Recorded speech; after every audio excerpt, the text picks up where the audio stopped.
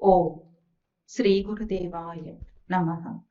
ఓం శ్రీ గురుదేవాయ ఓం గీతామృత ఓం గీతాం మహోదధయే నమః.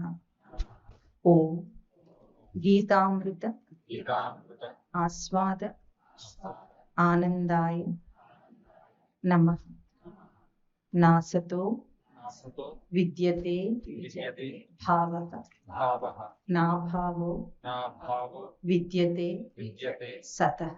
సతః ఉభయోరపి ఉభయోరపి దృష్టోంతస్తు దృష్టోంతత్ అనయోస్ అనయో తత్వదర్శిభిః తత్వదర్శిభిః సర్వధర్మాన్ సర్వధర్మ పరిత్యజ్య పరిత్యజ్య మామేకం మామేకం శరణం వ్రజ.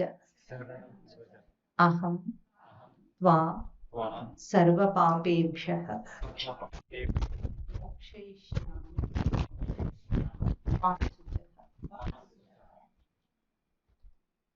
గత 4 నెలలుగా భగవద్గీత జ్ఞానయజ్ఞము అని శుద్ధ ఏకాదశి సందర్భంగా ప్రతి నెల మనం జరుపుకుంటున్నాం. భగవద్గీత అధ్యయనం చేయటము మరియు దాని తత్వాన్ని తెలుసుకోవటమే ప్రయత్నం చేస్తున్నాం. ఇది 5వ నెల. భగవద్గీత యొక్క అవసరం ఏమిటి మన నిత్య జీవితంలో? శాస్త్రం ఎంతైనా చెప్తుంది కానీ అది మన నిత్య జీవితంలో మనకేం ఉపయోగపడితేనే. మన బుద్ధి ఎప్పుడు ఎట్లా ఆలోచిస్తుంది? నాకేం లాభం, అంతేనా? మనిషి బుద్ధి అంతేనా కాదు? ఏది చేసినా నాకేం లాభం అని ఆలోచిస్తుంది కనుక భగవద్గీత కూడా మనం ఇట్లా అడగాలి. మరి శాస్త్రాన్ని కూడా ఇది కూడా నాకేం లాభం అనాలి అని అప్పుడు ముట్టుకోవాలి. అప్పుడు మన కోసం మనం మారటం కోసం మనం చదువుతాం. లేకపోతే పుణ్యం వస్తుందనో ఏదో పారాయణం చేస్తే మంచిదనో అన్నారు కదా అని చేస్తాం. అట్లా కాదు. ఏ శాస్త్రమైనా మనలో మనకు పరివర్తన కలగటానికి, మనలో మార్పు కోసమే చెప్తారు కానీ శాస్త్రాలంటే ఏదో పుణ్యం కోసం పుస్తకాలు రాసి పెట్టలేదు ఎవరు. కనుక మనకేమి ఉపయోగం భగవద్గీత అంటే? భగవద్గీత అంటే భగవంతుని యొక్క మాట. గీత అంటే పలికింది అని అర్థం. మాట. స్వామి ఏం మాట్లాడాడు, ఏం మాట మన మామూలు భాషలో చెప్తున్నాను మాట. ఏం మాట్లాడాడు, ఎందుకు మాట్లాడాడు అంటే భగవద్గీత కానీ ఏ తత్వశాస్త్రం కానీ తెలుసుకుంటే 2 లాభాలట. తెలుసుకుంటారా ఏమిటో అవి? ఆత్యంతిక దుఃఖ నివారణ అంటే మనకు లోపల ఉన్న జీవుడికి ఉన్న దుఃఖం యొక్క నివారణ పోతుందట మొత్తం. ఇంకొకటి పరమానంద ప్రాప్తి. పరమానందము మనకు ప్రాప్తిస్తుందట. వేదాంతం యొక్క లక్ష్యం ఇది. చెప్పండి. ఆత్యంతిక దుఃఖ నివారణ, పరమానంద ప్రాప్తి. అంతే కదా? మనం దుఃఖం పోవాలి, ఆనందం రావాలి. అంతే కదా మనకు కావాల్సిన జీవితంలో. ఏం చేసినా దీనికోసమే కదా. దానికి ష్యూరిటీ ఇస్తుంది శాస్త్రం. వేదాంతాన్ని చక్కగా అనుసరించి అభ్యాసం చేస్తే తప్పకుండా దుఃఖ నివారణ కలుగుతుంది, ఆనందం ప్రాప్తిస్తుంది. భగవద్గీత కూడా అట్లాగే మొదలైంది. అర్జునుడికి దుఃఖం వచ్చింది, దాన్ని తొలగించాడు స్వామి బోధ చేత. అయితే మనకు దుఃఖం అంతా మన విషయాల వల్ల కాదు, మనం ఏమిటో మనకు తెలియనందువల్ల వస్తుంది అని గత 4 నెలలుగా మనం చెప్పుకుంటున్నాం, పరిచయం చేసుకున్నాం అసలు సందర్భం ఏమిటి అని. మనకు ఇంట్లో ఏదో కష్టాలు వచ్చో, సమయానికి అన్ని అనుకూలంగా లేకనో, మనుషుల మధ్య సఖ్యత లేకనో, డబ్బు లేకనో, ఏదో లేక మనకు దుఃఖం లేదు. మనకు దుఃఖం ఏముంది? లోపల జీవుడు అనే వాడికి దుఃఖం ఉంది. ఆ దుఃఖాన్ని తీసేస్తుంది భగవద్గీత. అయితే ఎంతవరకు మనం చెప్పుకున్నామంటే నేనెవరు, ఇంతకు నన్ను నేను ఎట్లా గుర్తిస్తున్నాను అన్న ప్రశ్నకు సమాధానం రావాలి. లోకంలో అన్ని తెలుసుకుంటున్నాం కదా. ఎట్లా తెలుసుకుంటున్నాం? తెలివి ఉంది కాబట్టి తెలుసుకుంటున్నాం, అంతేనా? చదువుకుంటున్నాము, బయట ఎన్నో పనులు చేసి తెలుసుకుంటున్నాం. ఏం తెలుసుకుంటున్నాం? బయట దాన్ని తెలుసుకున్నాం. పుట్టినప్పటి నుండి పోయేదాకా బయట విషయాలే తెలుసుకుంటున్నాం. కానీ నువ్వెవరు, నేనెవరు అనేది తెలుసుకోవటం కదా అన్నిటికంటే ముఖ్యమైనది. దానికి సమాధానం చెప్తోంది భగవద్గీత. కనుక పోయినసారి మనం చెప్పుకున్నాం, ఆ విషయాలు మళ్ళీ రివైజ్ చేయాలి. ఎందుకంటే ఇప్పుడు పోయిన నెల వచ్చిన వాళ్ళే ఇప్పుడు వచ్చారని గ్యారెంటీ లేదు. ఇప్పుడు వచ్చిన వాళ్ళు మళ్ళీ నెల వస్తారని గ్యారెంటీ లేదు. కనుక నేనంటే ఎవరు చెప్పండి? మీరెవరని అడిగితే ఏం చెప్తారు ముందు? ఆ? ముందు నెలలో వచ్చున్న వాళ్ళు చెప్పాలట. ఎవరెవరు వచ్చారండి ముందు నెలలో? వచ్చినా రాకపోయినా చెయ్యి కూడా ఎత్తారు ఇప్పుడు. ఎందుకైనా మంచిది. పరీక్ష రాయిస్తారేమో అనుకుని చెయ్యి కూడా ఎత్తారు. అది సరే, మీకోసం వీడే మళ్ళీ చెప్తాడు ప్రతి నెల. ఎందుకంటే నేనెవరంటే మనకు ముందు పేరు, గుర్తింపు, గోత్రము, కుటుంబము, ఊరు పేరు ఇది కదా చెప్తాము. ఇవన్నీ మనకి ఎంత సత్యం అంటే పేరు అన్ని అంటించుకున్న సత్యాలు ఉన్నవిగా. పైన అంటించిన లేబుల్లే కదా ఇవన్నీ. పుట్టగానే అంటించినవే.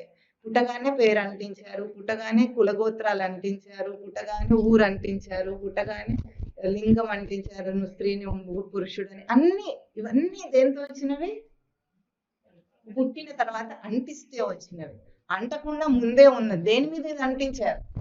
గోడ మీద పోస్టర్ అంటించాలంటే గోడ ఉండాలి కదా. అంటే ఆధారం గోడ, దాని మీద పోస్టర్ అంటిస్తారు. అయితే ముందు నేను ఉంటే నాకు పోస్టర్ అంటారు. అప్పుడు మనం ఏం చెప్తాము? నువ్వెవరు అంటే నేను సుబ్బయ్య అన్నాం అనుకోండి. నేను అనేది గోడ, గోడ మీద పోస్టర్ ఏమిటి? సుబ్బయ్య. నేను అనేది గోడ, ఆ తర్వాత నేను స్త్రీ, నేను పురుషుడు. ఏదైనా సరే గోడ ఉంటేనే కదా పోస్టర్ అంటిస్తారు, గాల్లో అంటించలేరు కదా. ఆధారమైనది ఏమిటి? అది నేను. దాని తర్వాత ఇవన్నీ పెడతారు, తీస్తూ ఉంటారు. ఒకడు వచ్చి అమ్మ అంటాడు, అమ్మ పోస్టర్ అంటిస్తాడు, అంతేనా? ఇంకొకడు వచ్చి పెళ్ళాం అంటాడు, పెళ్ళాం పోస్టర్ అంటిస్తారు. ఇంకొకడు వచ్చి వదిన అంటుంది, వదిన పోస్టర్ అంటిస్తున్నారు. ఇవన్నీ అంటించినవే. మనము ఏ గుర్తింపుతో గుర్తిస్తున్నామో అన్నీ కూడా అంటించినయే గాని నేను కాదు. మరి ఆ ఆధారం ఏమిటి? నేను. అంతేనా? మీరెవరు అంటే ఏమంటారు?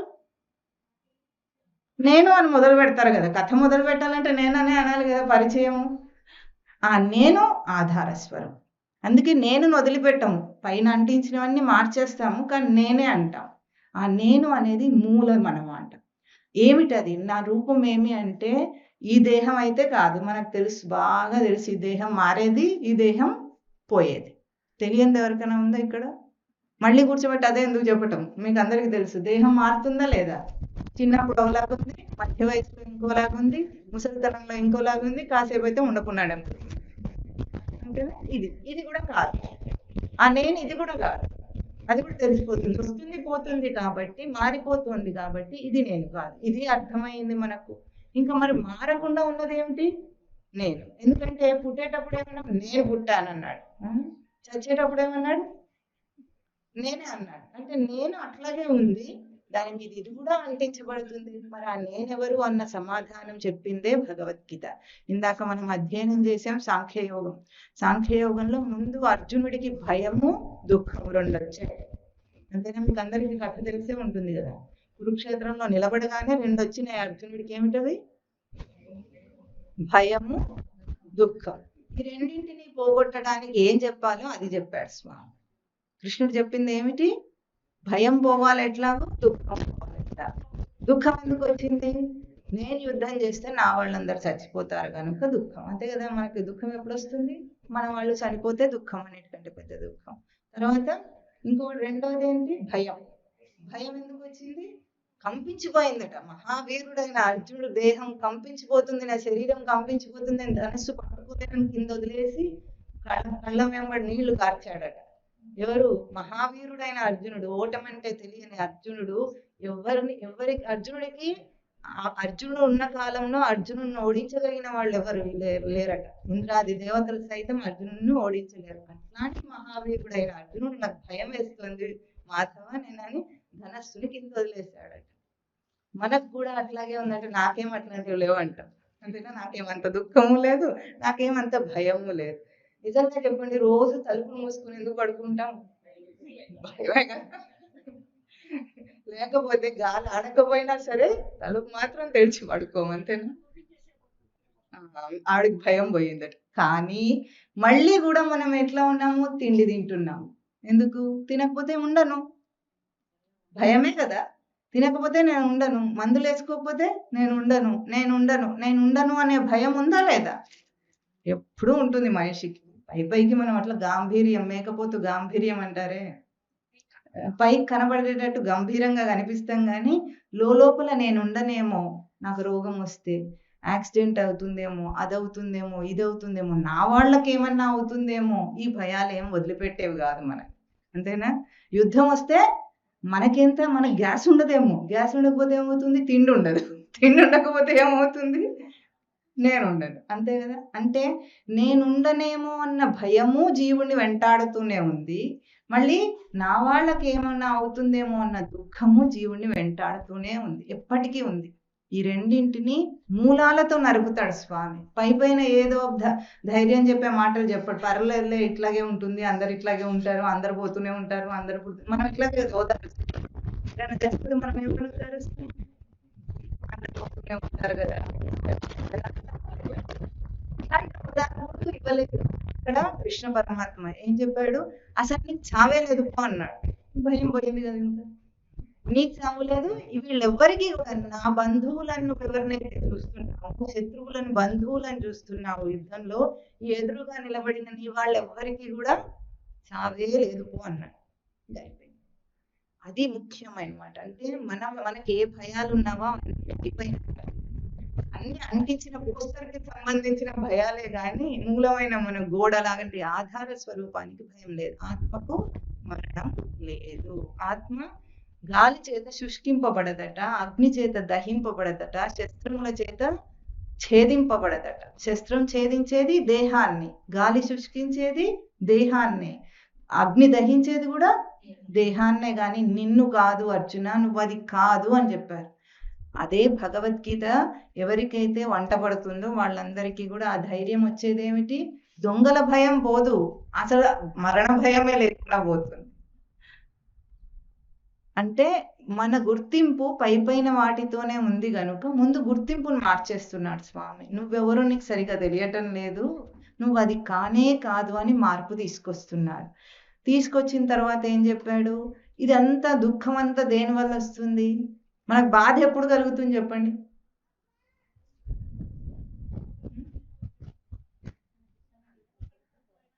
ఏదైతే తక్కువైనా అప్పుడు బాధ వస్తుంది అంటారు.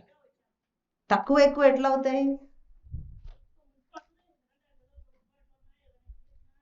దుఃఖం ఎప్పుడు వస్తుందంటే మనం ఏదైనా అనుకుంటే అది జరగకపోతే దుఃఖం వస్తుంది, అంతే. అంతేనా? ఎవరైనా నా మాట వినకపోయినా దుఃఖమే, నన్ను అనుకున్నది జరగకపోయినా బాధయే. ఏదైనా సరే మనం అనుకున్నాం, అనుకోవడం అంటే మన బుద్ధిలో కోరిక పుట్టింది, అంతేనా? కోరిక అన్న పదం అంటే ప్రత్యేకించి అనుకోము, కానీ అవి పుడుతూనే ఉంటాయి. మనం ఇది అనుకున్నాను అంటే ఎట్లా అనుకుంటాం? మనం మనసులో అనుకుంటాము, ముక్కులో అనుకుంటాము. మనసులో అనుకుంటామా లేదా? అదే ఏదైనా సరే నేను అనుకున్నాను, అది జరగలేదు అంటే మనం ఒకటి కోరుతాం, జీవుడిగా వాడు ఒకటి కోరుతాడు, ఆ కోరింది జరగకపోతే దుఃఖం వస్తుంది. అంటే దుఃఖానికి మూల కారణం ఏమిటి? కోరిక. అంతే. భయము, కోరిక దుఃఖానికి మూల కారణాలు. ఆ రెండింటిని పోగొట్టాలని స్వామి ఏమన్నాడు? నువ్వు ఏమి వేలు పెట్టకుండా నాకు ఇది కావాలి అనకుండా ఉంటే, అందుకే 2వ అధ్యాయంలో చివరిగా స్వామి చెప్పింది, విహాయ కామాన్ యస్ సర్వాన్ పుమాంశ్చరతి నిస్పృహ. ఎవరైతే సర్వాన్ కామాన్ అన్ని కోరికలను విడిచేస్తాడో వాడు బ్రహ్మస్థితిని పొందుతాడట. ప్రహ్లాద చరిత్రలో కూడా మీకు అందరికి ప్రహ్లాదుడు తెలుసా?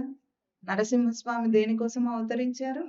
ప్రహ్లాదుడిని రక్షించటం కోసం, హిరణ్యకశిపుణ్ణి సంహరించటం కోసం అవతరించారు స్వామి.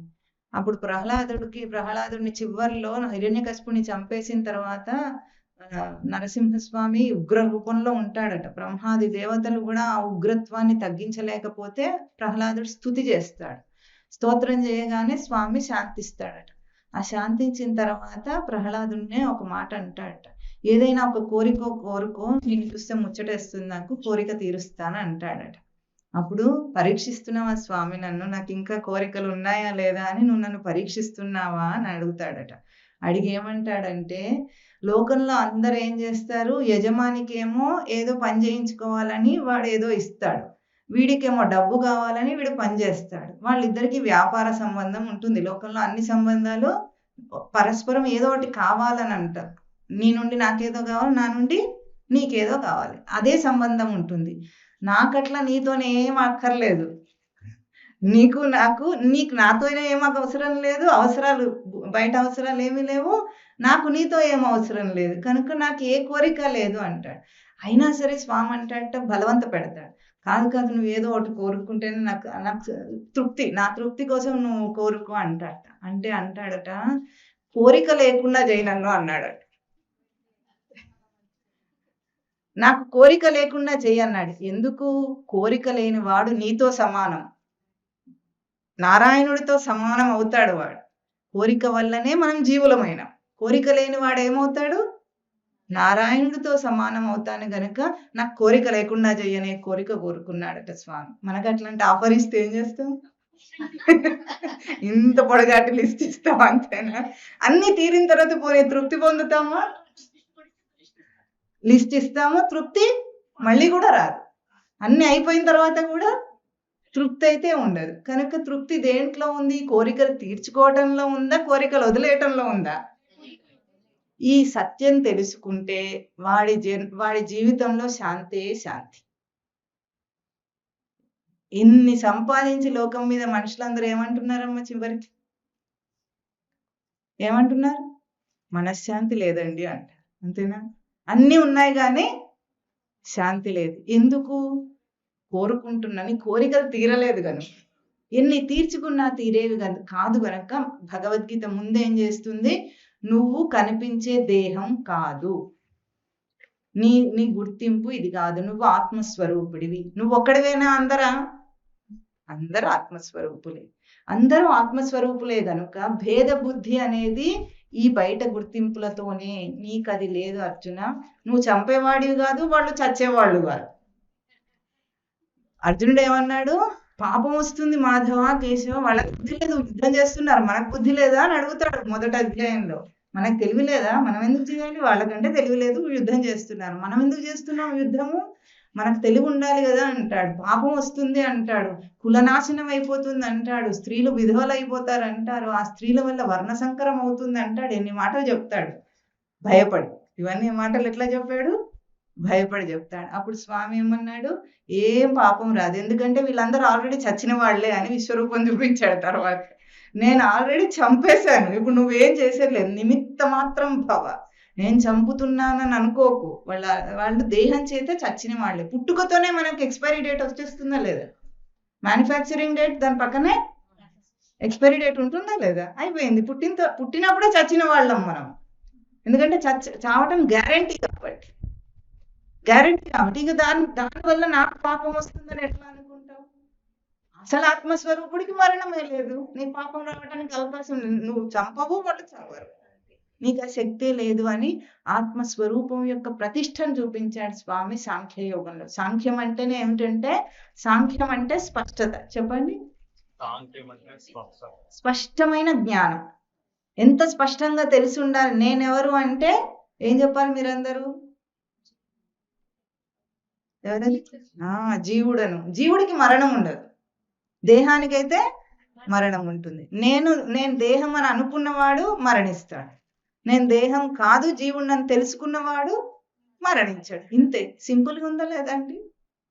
ఏమైనా కష్టపడాలా దీనికి? వ్యవహారం కోసం మీరు ఏదైనా మీ పేరు పెట్టుకోండి, దానికి ఏమనట్లేదు. వ్యవహారం మీరు ఎట్లాగైనా చేయండి, అది వ్యవహార సత్యం. నిజమైన సత్యం ఏమిటి? ఇదంతా అబద్ధం. ఇది తెలుసుకోవాలి. అంటే గోడ మీద పోస్టర్ అంటించిందంతా పీకేస్తే పోతుందా పోదా? చెప్పండి. ఎంత గట్టిగా అంటుకున్నదైనా నానబెట్టి గీకేస్తే పోతుంది, అంతే. ఇవన్నీ పైనవన్నీ కూడా వ్యవహారం చేయండి, మీ ఇంట్లో మీరు ఉండండి, ఏమన్నా చేయండి, కానీ లోపల సత్యం ఒకటి తెలుసుకొని బ్రతకాలి. తెలుసుకోకుండా బ్రతికితే దాన్ని ఏమంటారంటే చీకట్లో తడుముకుంటూ బ్రతకటం అంటారు. ఒక గది చీకటిగా ఉంది, అందులోనే బ్రతుకుతున్నారు, వస్తువులన్నీ ఉంటాయా లేదా? ఎట్లా ఉంటుంది? గుడివాళ్ళగా తడుముకుంటాము, గుడి కొట్టుకుంటూ ఉంటాయి, దెబ్బలు తగులుతూ ఉంటాయి, తగులుతాయి లేదా? ఎంత తెలిసినా కానీ అటు పక్కకి ఏదో ఒక కుర్చీయో బల్లో తగులుతూనే ఉంటుంది. దేని వల్ల తగులుతుంది? కళ్ళు ఉండి కూడా మనకేం లేదు, ఇప్పుడు వెలుతురు లేదు. ఇది అజ్ఞానం అంటారు. చీకటిలో బ్రతకటం అంటే తెలియకుండా బ్రతకటం. అవే పనులు చేయొచ్చు కానీ అజ్ఞానంలో బ్రతికితే ఏమవుతుంది, దెబ్బలు తగులుతూ ఉంటాయి. అదే దీపం వేసేసుకున్నాం అనుకోండి, మన ముందే కళ్ళు ఉన్నాయి కదా, ఉన్నాయా లేదా? కళ్ళు ఉన్నాయి కనుక దీపం వేయగానే ఏమవుతుంది, వెలుగులో అన్ని స్పష్టంగా కనిపిస్తాయి. దానివల్ల మనకు దెబ్బలు తగలకుండా ఉంటుంది. అంతేనా? జీవితం కూడా అంతే. ఎప్పుడైతే జ్ఞానం అనే వెలుగు మన జీవితంలో లేదో, అజ్ఞానంలోనే బ్రతుకుతున్నాం, తడుముకొని బ్రతుకుతూ ఉంటే దెబ్బలు తగులుతూ ఉన్నాయి. ఎప్పుడైతే జ్ఞానం అనే వెలుగు మన జీవితంలో ఉందో, స్పష్టతతో బ్రతుకుతాం. క్లారిటీ అంటారు. అంతేనా? ఇక్కడ అందరికి ఇంగ్లీష్ వచ్చినట్టు తెలుసు సంగతి. ఇంగ్లీష్ పదాలు చెప్తే బాగుండదు. స్పష్టత కంటే క్లారిటీ. ఏం తెలుసు? జీవితం యొక్క సత్యం తెలిసి అదే జీవితంలో బ్రతుకు. అంతే. తెలియకుండా బ్రతికితే దెబ్బలు తగులుతాయి, భయం వేస్తుంది, దుఃఖం వస్తుంది. తెలుసుకొని బ్రతికితే స్పష్టత వస్తుంది, భయం పోతుంది, దుఃఖం రాదు. ఇంతే తేడా. తెలుసుకోవటం తెలుసుకోకపోవటం అనే చిన్న తేడా వల్లనే మనిషి ఇన్ని కష్టాల పాలవుతున్నాడట. ఇది తెలుసుకున్న తర్వాత వీడికి ఏమనిపిస్తుంది? ఇప్పుడు చూడండి, ఒక నాటకం వేస్తున్నారు మీరు. ఆ నాటకంలో ఏదైనా చిన్నగా అటు ఇటు అయితే మీరు ఏమైనా బాధపడతారా? ఎందుకు?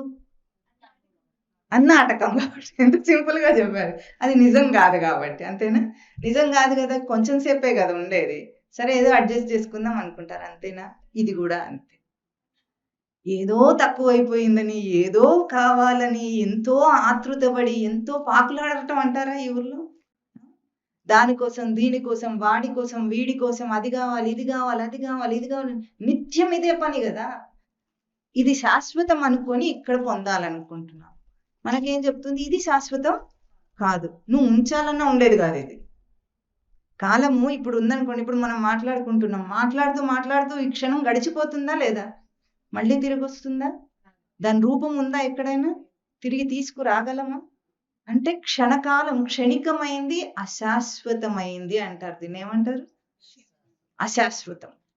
ఈ అశాశ్వతమైన దాంట్లో మనం ఏం ప్రయత్నం చేస్తున్నాం? శాశ్వతమైన ఆనందం రావాలంటాడు, పట్టుబడతాడు మూర్ఖుల్లాగా.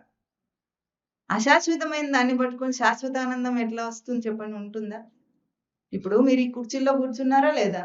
ఈ కుర్చీ నాదనుకుంటే కూర్చున్నంతసేపు నీదే, కానీ తర్వాత మనతో వచ్చేది కాదు కదా. వదిలేసిపోతామా పోమా? ఎందుకు? మనకు బాధ కూడా లేదు. ఎందుకు? నాది కాదని తెలుసుకున్నాం కనుక బాధ లేదు. నాది అని గట్టిగా పట్టుకుంటే వదిలేసిపోవాలంటే బాధ. ఇంతేనా? ఈ మాత్రం జ్ఞానంతో బ్రతకటమే మనిషికి కావాలి. అయితే ఇప్పుడు చెప్పగానే మీకు అందరికి వచ్చేస్తుంది ఏమిటి? అర్థమైందా కాలేదా? అయ్యింది. కానీ ఆచరణలో ఇది వస్తుందా? రేపు ఎప్పుడైనా చిన్న కష్టం వచ్చినప్పుడు, చిన్న మాట వచ్చినప్పుడు ఇది అశాశ్వతము అని మీకు గుర్తొస్తుందా? రాదు. అందుకే సాంఖ్యయోగం తర్వాత స్వామి కర్మయోగాన్ని చెప్పాడు. ఇది జీవితంలో నిలుపుకొని ఎట్లా బ్రతకాలి. కర్మ అంటే ఏమిటి? జీవించటం. ఈ జ్ఞానాన్ని మనం 4 నెలలుగా చెప్పుకున్నాం కాబట్టి మళ్ళీ అదంతా చెప్పటం లేదు. ముఖ్యంగా ఇది దాని సారాంశం. ఈ జ్ఞానాన్ని జీవితంలో నిలుపుకొని బ్రతకటానికి ఏం చెయ్యాలి మరి? అంతేనా? స్పష్టంగా నీ రూపం ఏమిటో చెప్పాడు. అయితే అర్జునుడు ఏమడుగుతాడు? నువ్వు చెప్పిందంతా బాగానే ఉంది కదా, నేను యుద్ధం చేయటం ఎందుకు? ఇదంతా అశాశ్వతం అంటివి, ఉట్టుటిది అంటివి, అంతా అంటివి కదా, ఇక నన్నెందుకు ఈ యుద్ధం చేయిస్తూ మాధవ? నేను అడవికోపోతాను, తపస్సు చేసుకుంటా, బ్రతుకుతా హాయిగా, నాకు ఇది వద్దు, ఏమొద్దు, రాజ్యం వద్దు, ఇవేమొద్దు, నాకు ఎందుకు యుద్ధం చేయమంటున్నావు? ఘోరమైన యుద్ధం ఎందుకు చేయిస్తున్నావు అని అడుగుతున్నాడు. ఏది? ఆత్మతత్వం విన్న తర్వాత, కోరికలన్నీ వదిలేయమని చెప్పిన తర్వాత కన్ఫ్యూజన్ వచ్చింది, అయోమయంలో పడ్డాడు అర్జునుడు. ఇప్పుడు ఏం చేయమంటారు? మనం కూడా అంతేనా? ప్రవచనం వినొచ్చిన తర్వాత ఏమనిపిస్తుంది?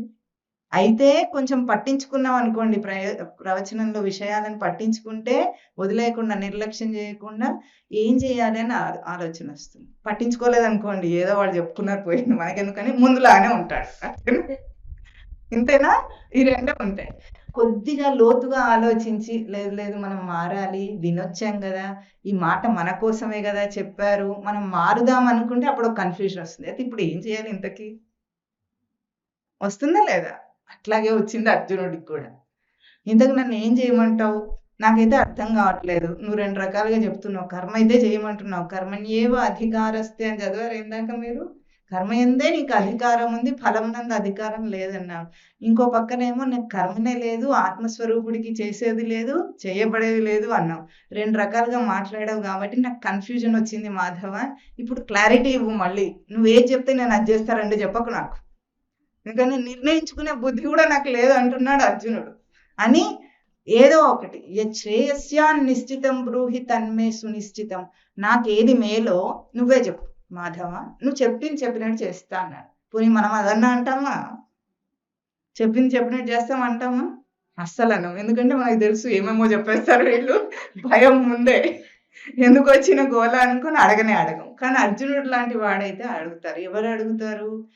ఈ మానవ జన్మ విలువ తెలిసిన వాడు అడుగుతాడు ఏం చేయాలని. లేకపోతే ఏదోలే మళ్ళీసారి చూసుకుందాం, మళ్ళీ జన్మ ఎత్తినప్పుడు చూసుకుందాం అనుకొని తీరుబాటుగా పోస్ట్ పోన్ చేస్తాం అన్నమాట. అట్లా కాకుండా మానవ జన్మ విలువను గుర్తించండి. సృష్టిలో ఇన్ని ప్రాణులు మన చుట్టూ ఉన్నాయా? ఇన్ని చెట్లు, చేమలు, ఇన్ని రకాల ప్రాణులు ఉండగా ఏ ప్రాణికి బుద్ధి లేదు.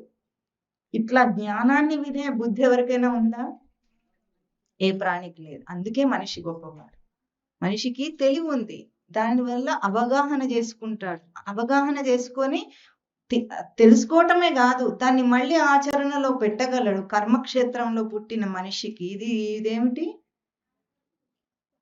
భగవద్గీత మొట్టమొదటి శ్లోకం ఎట్లా మొదలైంది? ధర్మక్షేత్రే కురుక్షేత్రే. కురుక్షేత్రం ఇది. కురు అంటే ఆచరించు అని అర్థం. ఆచరించే క్షేత్రం, కర్మను ఆచరించే క్షేత్రం కురుక్షేత్రం. ఈ ధర్మక్షేత్రము, ఈ కురుక్షేత్రము, మానవ జన్మ ధర్మక్షేత్రం, మానవ దేహం కురుక్షేత్రం. ఇటువంటి కర్మను ఆచరించే ఒక గొప్ప దేహాన్ని మనకు సృష్టిస్తే దాని విలువనే తెలియకుండా, దాన్ని ఎట్లా వాడుకోవాలో కూడా తెలియకుండా మనం ఏం చేస్తున్నాము? నిర్లక్ష్యంగా బ్రతుకుతున్నాం. ఒకసారి ఒక ఆయనకి ఏమైందట, ఇట్లాగే పొలంలో దున్నుకుంటుంటే ఏదో రాయి దొరికింది.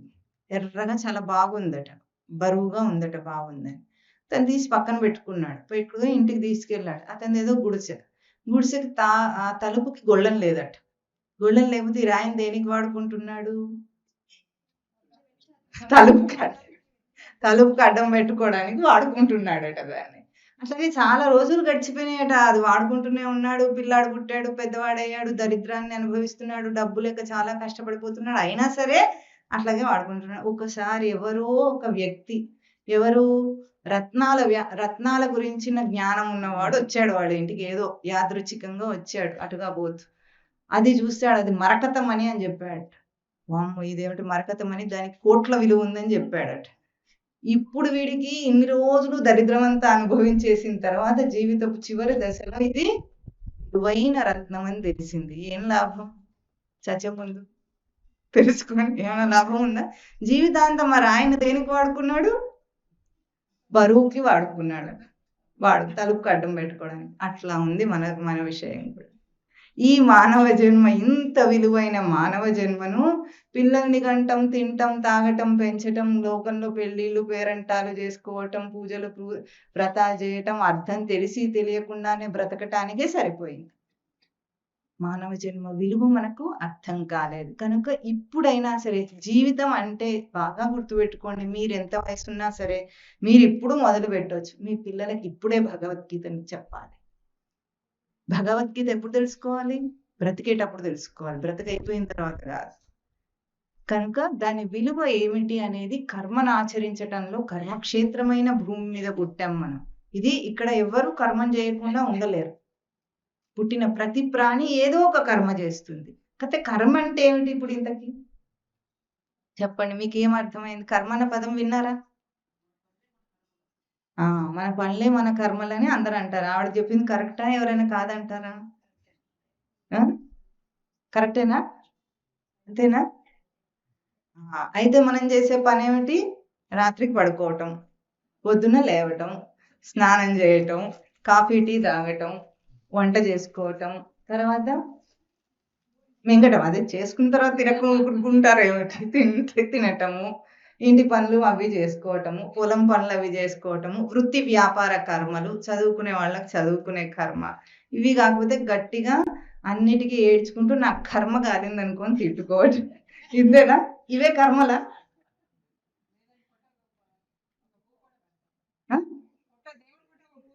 దేవుడి ఫోటోకు పువ్వు పెట్టడం కూడా ఒక కర్మగా చేస్తున్నారట, అంతేనా? కాదు, ఇవి కర్మలు కాదంట. ఆడేమో కాదంటుంది మరి కర్మ. అయితే చూడండి, ఇందులో దేవుడి ఫోటోకు పువ్వు పెట్టడం తప్ప మిగతా అన్ని కర్మలు పశుపక్షాదులు చేస్తున్నాయి, చేయట్లేదా? ఇప్పుడు కాఫీ తాగట్లేదు, కానీ ఏదో ఒకటి తింటున్నాయి కదా, వాటికి కావాల్సింది అది. మనకు కాఫీ కావాలి కాబట్టి మనం కాఫీ తాగుతున్నాం, కానీ వాటికి ఏది కావాలో పొద్దున్నే పక్షులన్నీ బయలుదేరుతాయి గూటి నుండి. దేనికి?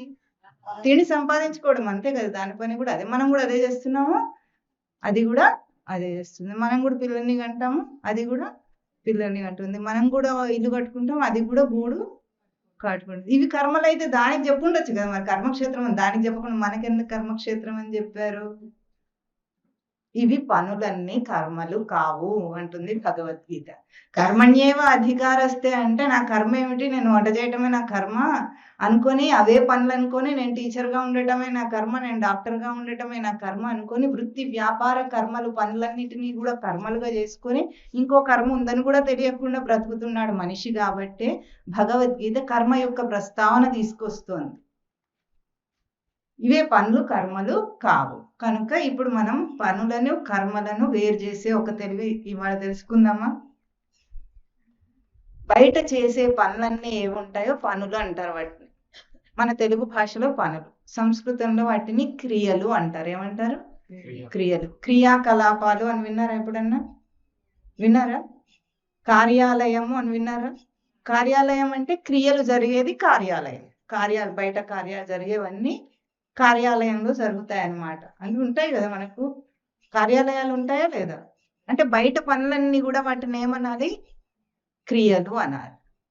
అయితే కర్మ ఎప్పుడవుతుంది అంటే, ఏ పనిలోనైతే బుద్ధిని పెడతాడో అది కర్మ అవుతుందట.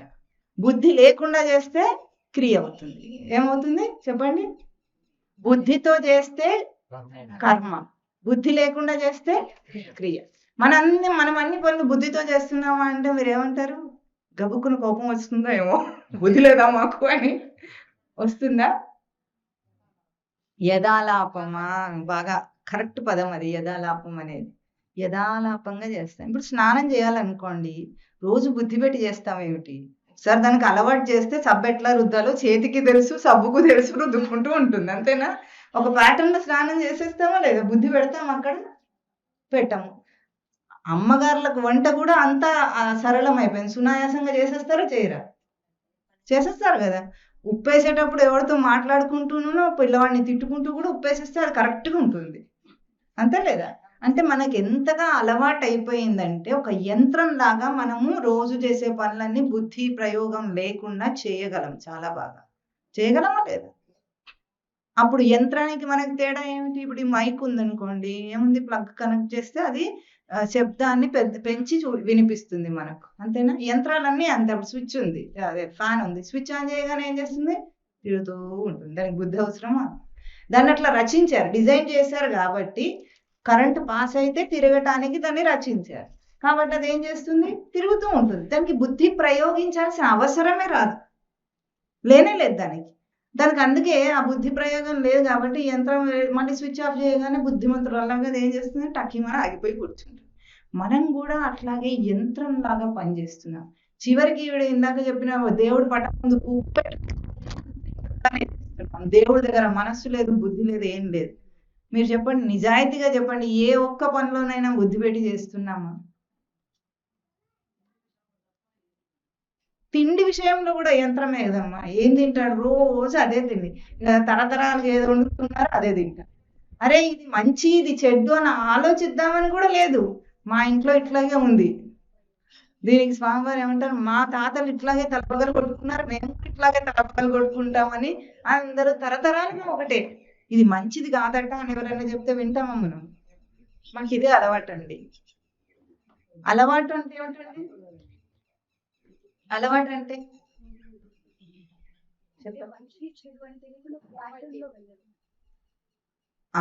అలవాటు అన్న పదాన్ని అర్థం చేసుకోండి. ఇప్పుడు అల యొక్క వాటు ఎట్లా ఉంటుందో అట్లా. సముద్రంలో అలలు వస్తాయా? ఎట్లా వస్తాయి? అంతే. సముద్రంలో అల యొక్క వాటం ఎట్లా ఉంటుందో అలవాటు అట్లా ఉంటుంది. గబుక్కుని చేసేస్తాం, అంతే. అలవాటు అయిపోయిందండి అంటాం. అలవాటైపోయిందండి. మారాలని తెలుస్తూ ఉంటుంది. మారాలని అనిపిస్తూ ఉంటుంది కూడా అప్పుడప్పుడు. అనిపించదు? ఏదైనా కొంచెం మారితే బాగుండు, ఇంత చెప్తున్నారు మన కోసమే అనుకుంటాం. కానీ అలవాటైపోయింది. చేయడం సులభం.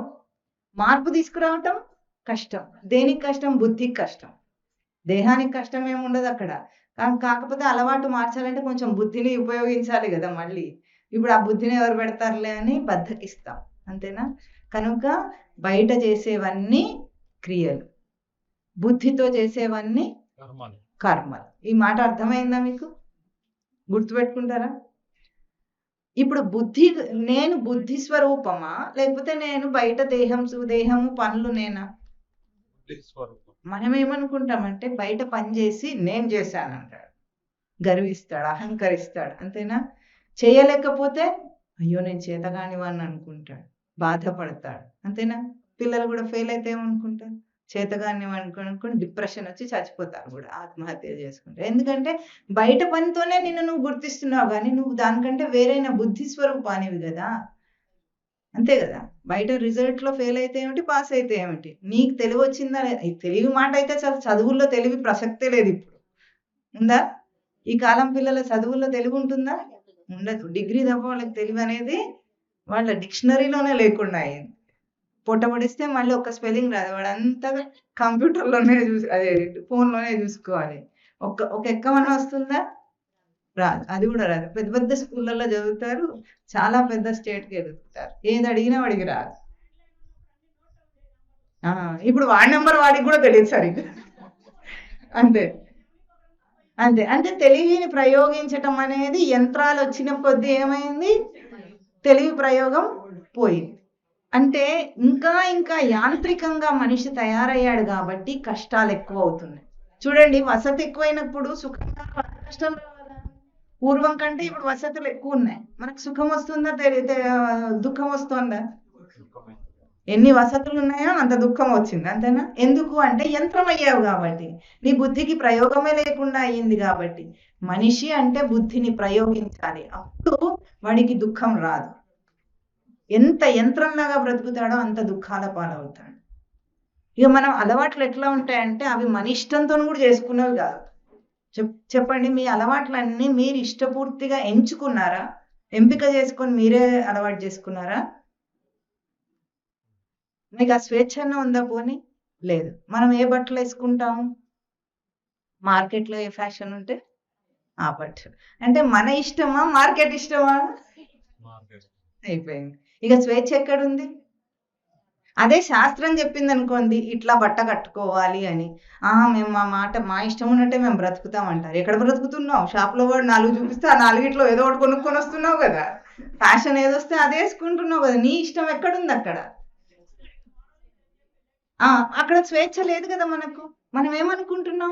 నా ఇష్టంతో నేను కొనుక్కుంటున్నాను. అంటే మన అలవాట్లన్నీ కూడా సమాజము ఎవరో వేరే వాళ్ళు రుద్దినవే కానీ నీ స్వేచ్ఛగా నీ బుద్ధిపూర్వకంగా ఆలోచించి చేస్తున్న పనులు అవి. అందుకే కర్మ దాకా మనిషి ఎదగలేదు, ఇంకా కర్మ చేసే స్థాయికి ఎదగలేదు.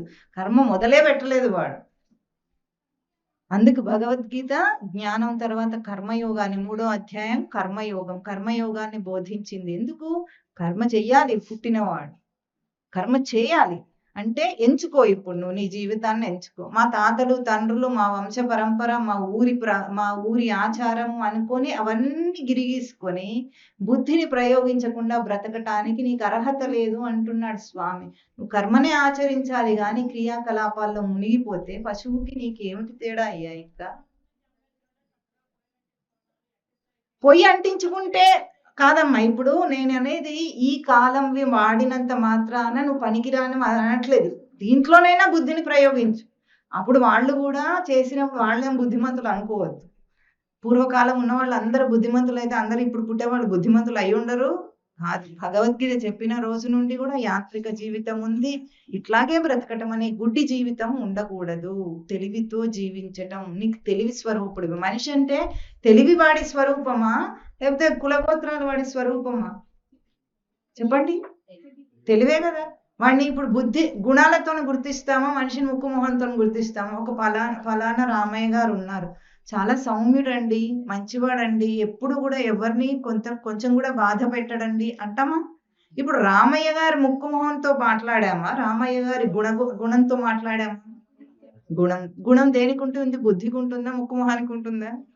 బుద్ధికి. అంటే మనం బుద్ధిని మాట్లాడతాము. ఒక వ్యక్తి అన్నప్పుడు వాడి బుద్ధిని మాట్లాడతాం తప్ప వాడి ముక్కు మొహంతో మాట్లాడము. ఊరికే అదేమిటంటే ఐడెంటిటీ కార్డ్ లాంటిది. వాడి మొహం చూసి గుర్తుపడతాం అంతే తప్ప వాడి గురించి మాట్లాడినప్పుడు గుణాన్ని మాట్లాడతాం. మనిషికి గుణం ముఖ్యం గాని కులము, గోత్రాలు, ఆచారాలు, పరంపరలు ఇవి కాదు ముఖ్యం. గుణం ఏమిటని ముఖ్యం. గుణం ఉండాలంటే బుద్ధిని ప్రయోగించాలి. గుణం దేనికి సంబంధించింది? బుద్ధికి సంబంధించింది. కాబట్టి ఇప్పుడు నువ్వు బుద్ధిని ప్రయోగించి బ్రతుకు. లోకంలో అందరు ఏది చేస్తున్నారో అదే అంటాం. దాన్ని ఏమంటారు? గొర్రెదాటు జీవితం అంటారు. ఏమంటారు?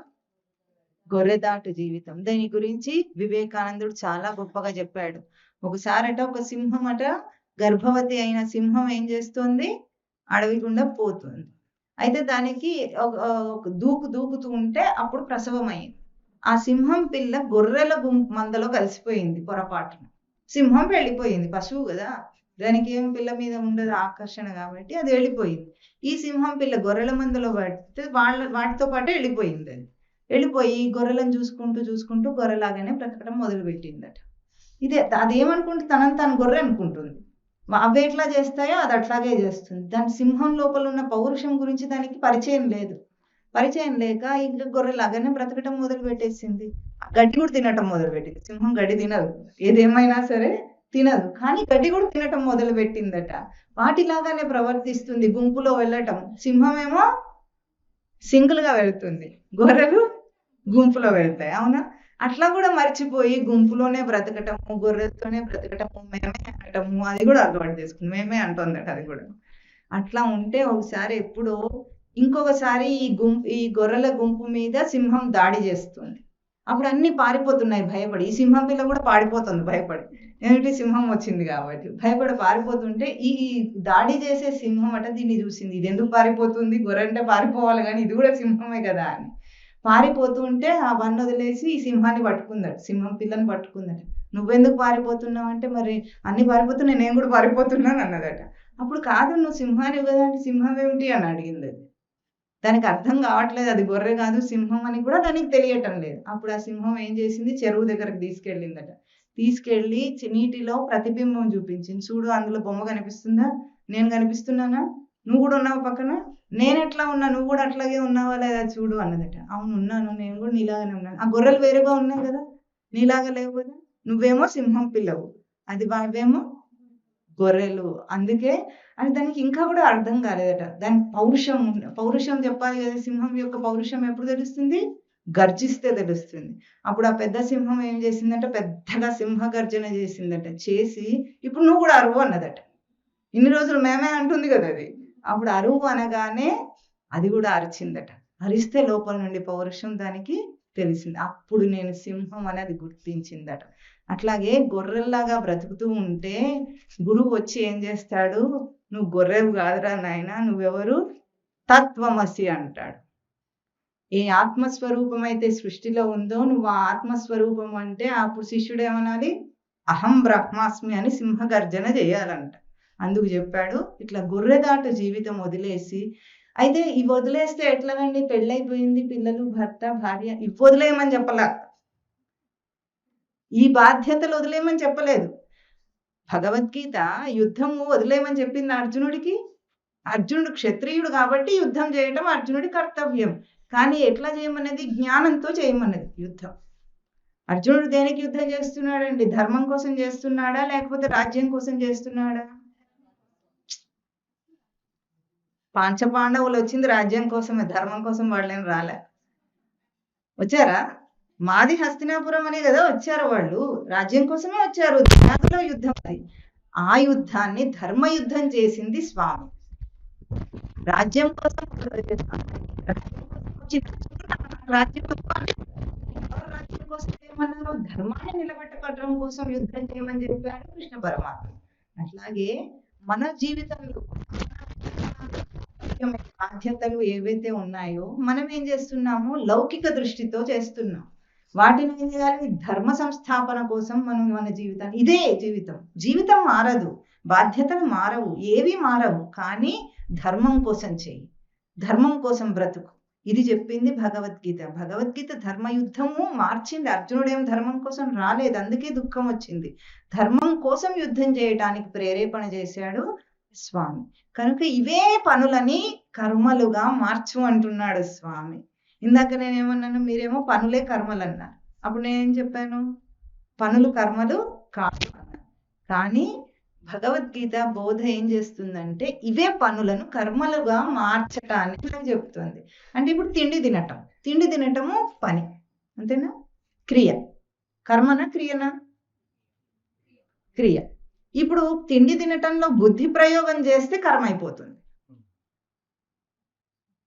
ఎంచుకో, ఏం తినాలో ఎంచుకో, దేహానికి ఏం కావాలో తెలుసుకో. మనం ఏం చేస్తాం? అలవాట్ల ప్రకారంగా తింటాం. దేహానికి ఏం కావాలో అది తింటాం. ఎప్పుడన్నా నాలుకకి ఏం కావాలో, అలవాటుకి ఏం కావాలో ఈ రెండు చూస్తాం అంతే. ఇది తింటే మంచిది కాదు అని తెలిసి తింటున్నామా? తినట్లేదు. నాలుకనే మనము, నాలుక ముఖ్యంగా ప్రధానం ఏమిటి? రుచి. ఉప్పు నూనె తగ్గించమని డాక్టర్ చెప్పాడు.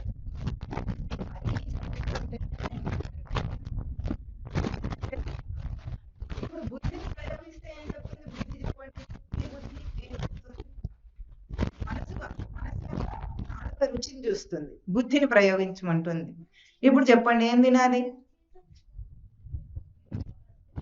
దేహం ఉప్పు నూనె దట్టంగా వేసి మసాలాలు అడుగుతుంది. అది వెళ్ళిపోతామని తెలిసి అదే కదా తింటున్నారు. వెళ్ళిపోవడానికి పరిగెత్తుతున్నారు, పోతామని తెలిసినా సరే అదే తింటున్నాం. పోయిన వారం మనం ఇక్కడే చెప్పుకున్నాము, ఈ తిండి విషయంలోనే చెప్పుకున్నాం చాలా. అప్పుడు ఏం చెప్పుకున్నామంటే తిండి ఎటువంటిదంటే భౌతికమైన తిండి. ఇప్పుడు భౌతికం అంటే అన్నం, పప్పు, కూరలు ఇవి ఉన్నాయనుకోండి, అది భౌతికం, కనిపించేది. దాంట్లో లోపల, అన్నం లోపల ఉండే శక్తి ఉందా? కార్బోహైడ్రేట్లు, ప్రోటీన్లు ఉంటాయా? మినరల్స్, ఇవన్నీ కంటికి కనిపిస్తాయా? మనకు కనిపిస్తుంది, కానీ అందులో అవి ఉన్నాయి. కనిపించే దాంట్లో కనిపించింది కూడా ఒకటి ఉంది అని చెప్పుకున్నాం. అయితే మనం ఎక్కడ చెప్పుకున్నాం, మాకు ఎవరికైనా గుర్తుందో లేదో కానీ ఆ క్రమం ఏం చెప్పుకున్నామంటే, ఇప్పుడు మనసు దేంతో తయారైంది, దేహం దేంతో తయారైందంటే మనం తిన్న అన్నంతో తయారైంది, అంతేనా? మన చర్మము గాని, లోపల మాంసం గాని, ఎముకలు గాని, రక్తం గాని దేంతో తయారైనాయి? మనం తినే తిండితో తయారవుతున్నాయి. మరి మనకు ఒక మనస్సు కూడా ఉంది కదా, మన బుద్ధులు ఉన్నాయి కదా, మంచి చెడు బుద్ధులు ఉన్నాయి, గుణాలు ఉన్నాయి కదా. ఇవి దేంతో తయారవుతున్నాయి?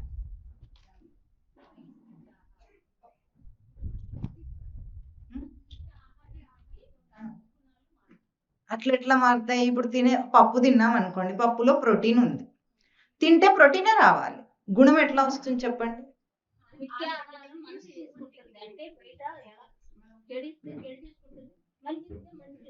అదే మంచి చెడు పప్పులో ఎట్లా ఇస్తారు? అది ఏదైనా ఆహార పదార్థం వర్తట.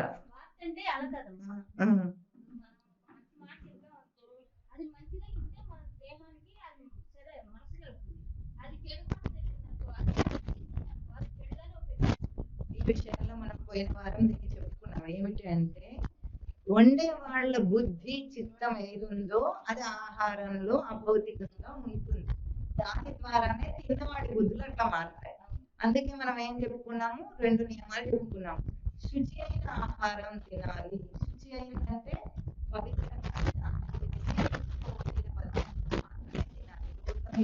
పదార్థం తినకూడదు. ఎందుకంటే రోడ్లో అమ్మేవాడు మీ మీద ప్రేమతో చేస్తాడండి, వ్యాపార బుద్ధి వస్తుంది. వాడు లాభం రావాలని చూస్తాడు, అంతేగాని మీ దేహం ఆరోగ్యంగా ఉండాలని, మీ బుద్ధులు మారాలని చేస్తాడా? చేయడు. కాబట్టి అది తింటే ఏమవుతుంది? దాని వ్యాపార దృష్టితోనే బుద్ధి వస్తుంది. అదైతే వస్తుంది, అదనం కాదు, ఎక్స్ట్రా అన్నమాట. ఫ్రీ ఆఫర్ లో ఇస్తారు చూడండి, ఎక్స్ట్రాగా అదనంగా ఇస్తారు. అట్లా కాకుండా వ్యాపార బుద్ధి వస్తుంది. ఇదేంటంటే ఇది నాకేం లాభం, నాకేం, వీడితో ఏం చేసినా నాకేం లాభం, వాడికి ఏం చేసినా నాకేం లాభం, లాభాపేక్ష వ్యాపార దృష్టితో బ్రతుకుతాడు. అందుకే ఇంట్లో అమ్మగారుల చేతిలోనే ఇంటి బుద్ధులన్నీ ఉంటాయన్నమాట. మనం ఎట్లా ఉన్నాము, మనం కోపంగా, చికాకుగా, విషయ దృష్టితో ఈర్ష్యతో అసూయతో ఉండితే తినే వాళ్ళందరికీ ఆ బుద్ధులు వస్తాయని చెప్తున్నారు. అయితే ఇది కాక దేహానికి మంచిది ఏది అని ఎట్లా నిశ్చయించాలి? సాత్విక ఆహారం ఎట్లా మంచిది, ఎట్లా మంచిదని ఎట్లా నిర్ణయిస్తారు? డాక్టర్లను అడిగితే ఒకటి చెప్తారు, గురువులను అడిగితే డాక్టర్ గారు చెబితే ఈ వెల్లుల్లి తినండి, మాంసం బాగా తినండి, రోజు మాత్రం కలుస్తుంది, మాత్రం బాగా వస్తాయని చెప్తారు. గురువు గారి దగ్గరికి వెళ్తే సాత్విక ఆహారం తినాలండి, మాంసం లాంటి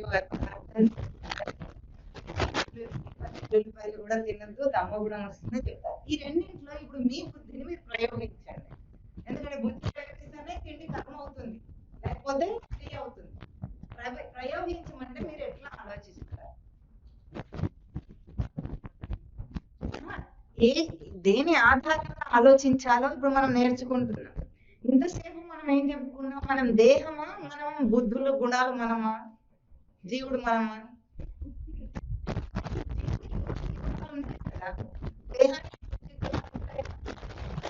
ఇప్పుడు డాక్టర్ చెప్పే ఆరోగ్యం దేనికి?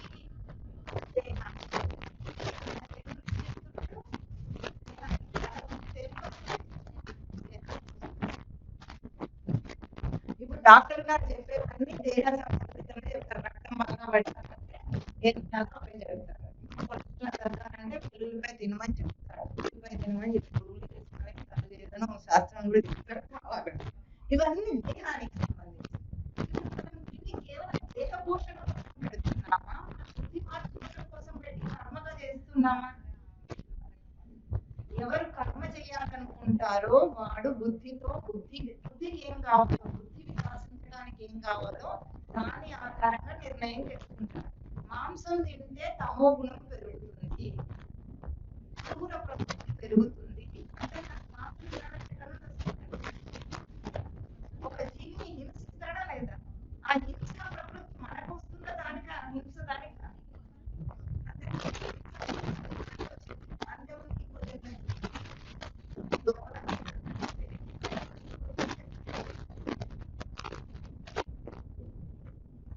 వాటికి హింస జరగట్లేదు, వాటి హింస తాత్కాలికం.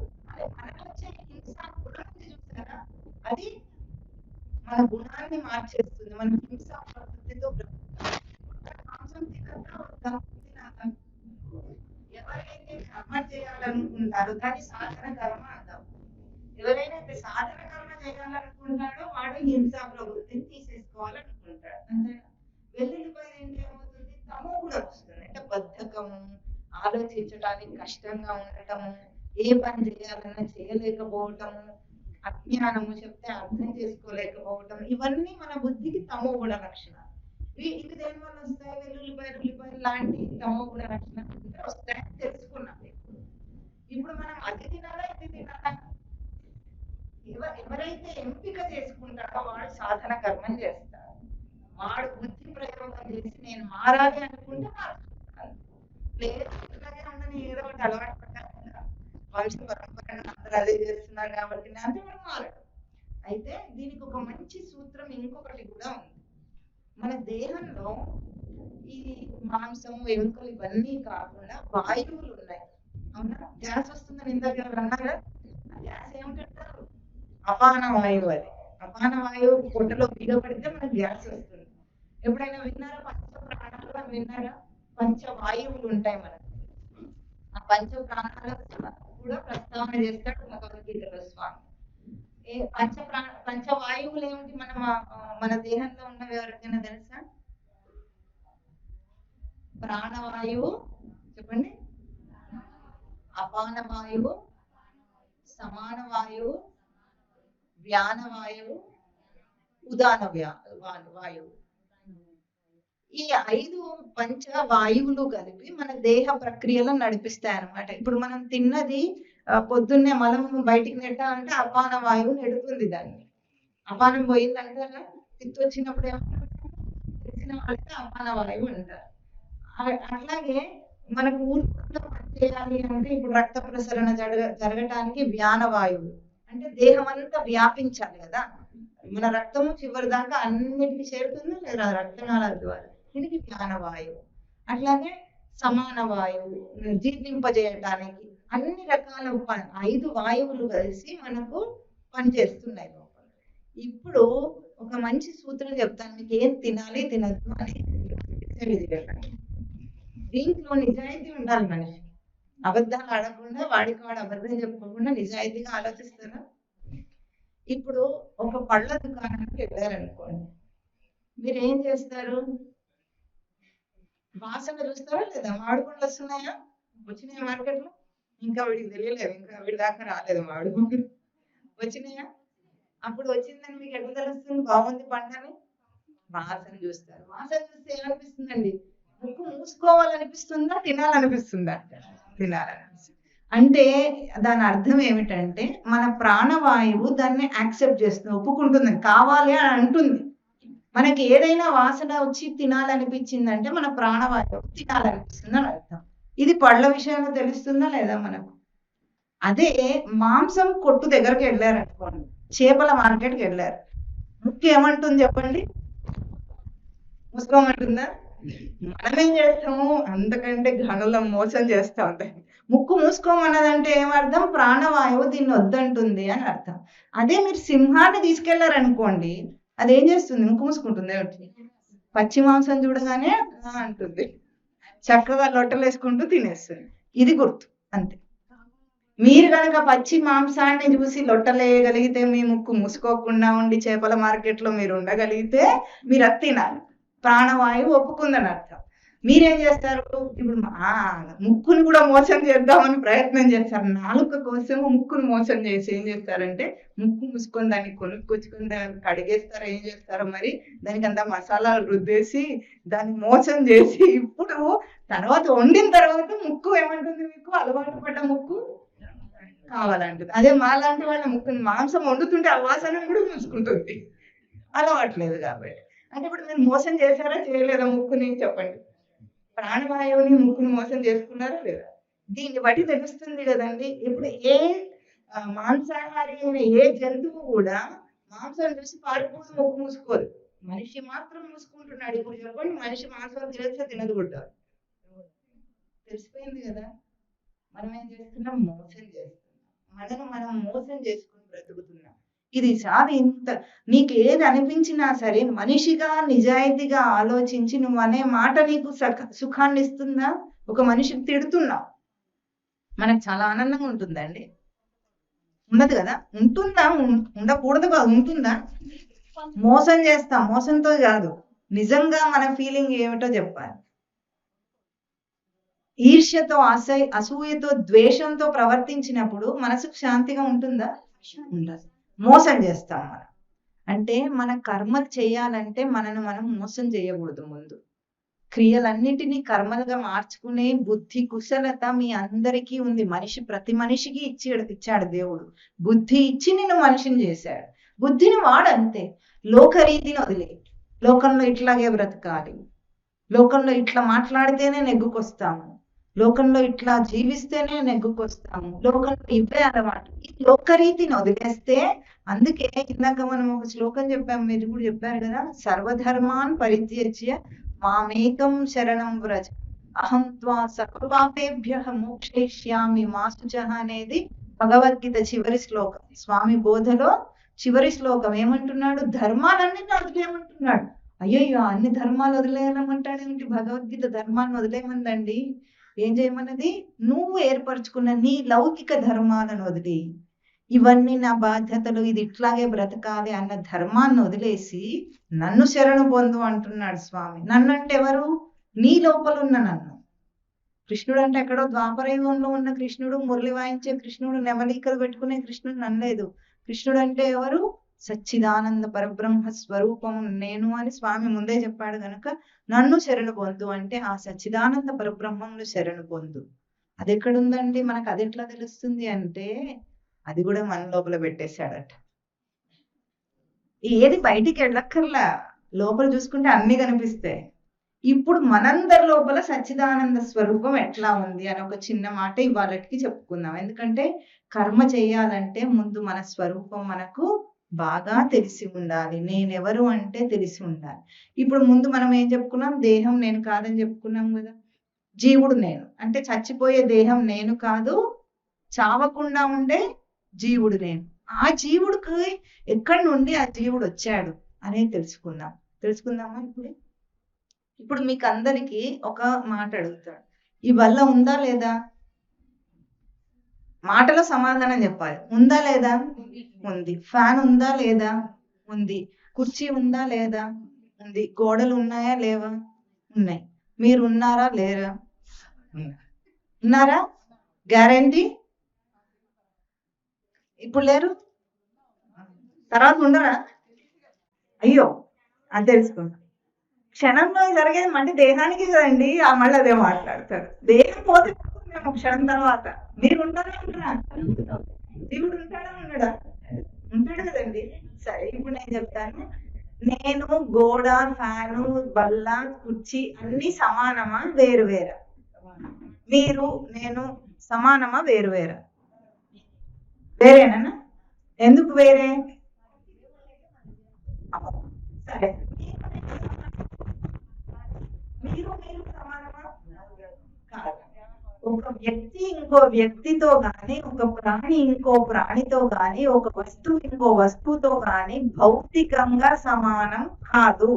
ఎందుకంటే ఈ వ్యక్తులకు పేర్లు వేరు వేరు ఉన్నాయి. పేర్లను ఏమంటాం? నామము. ఏమని? నామం.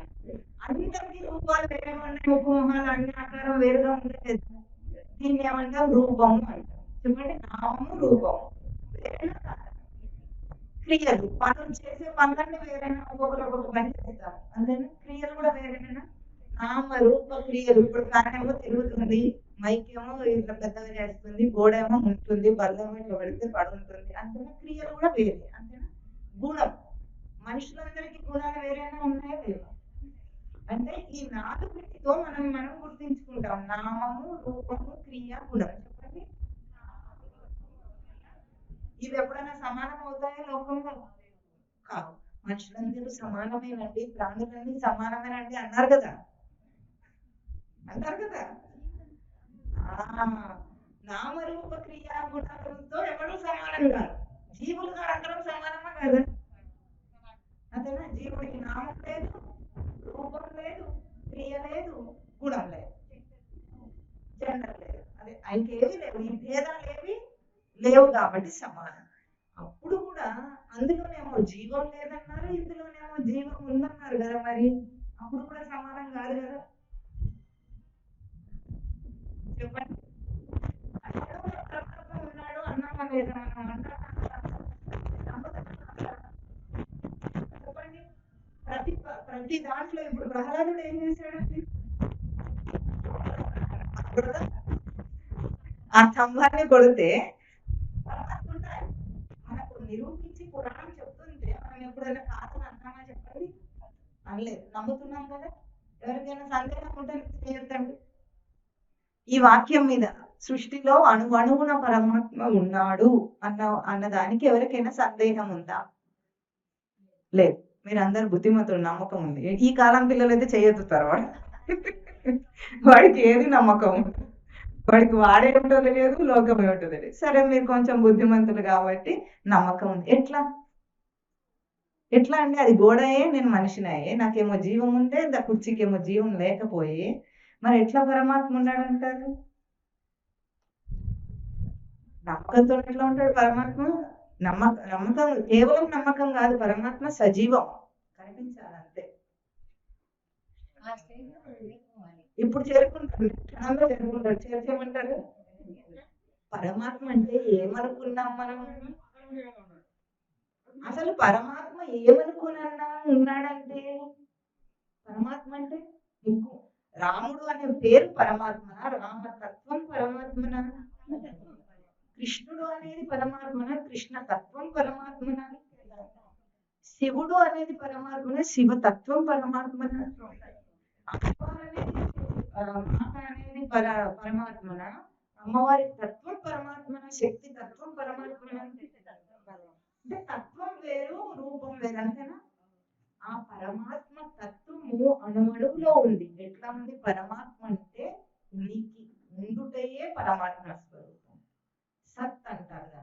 సచ్చిదానంద స్వరూపం అన్నమైందా?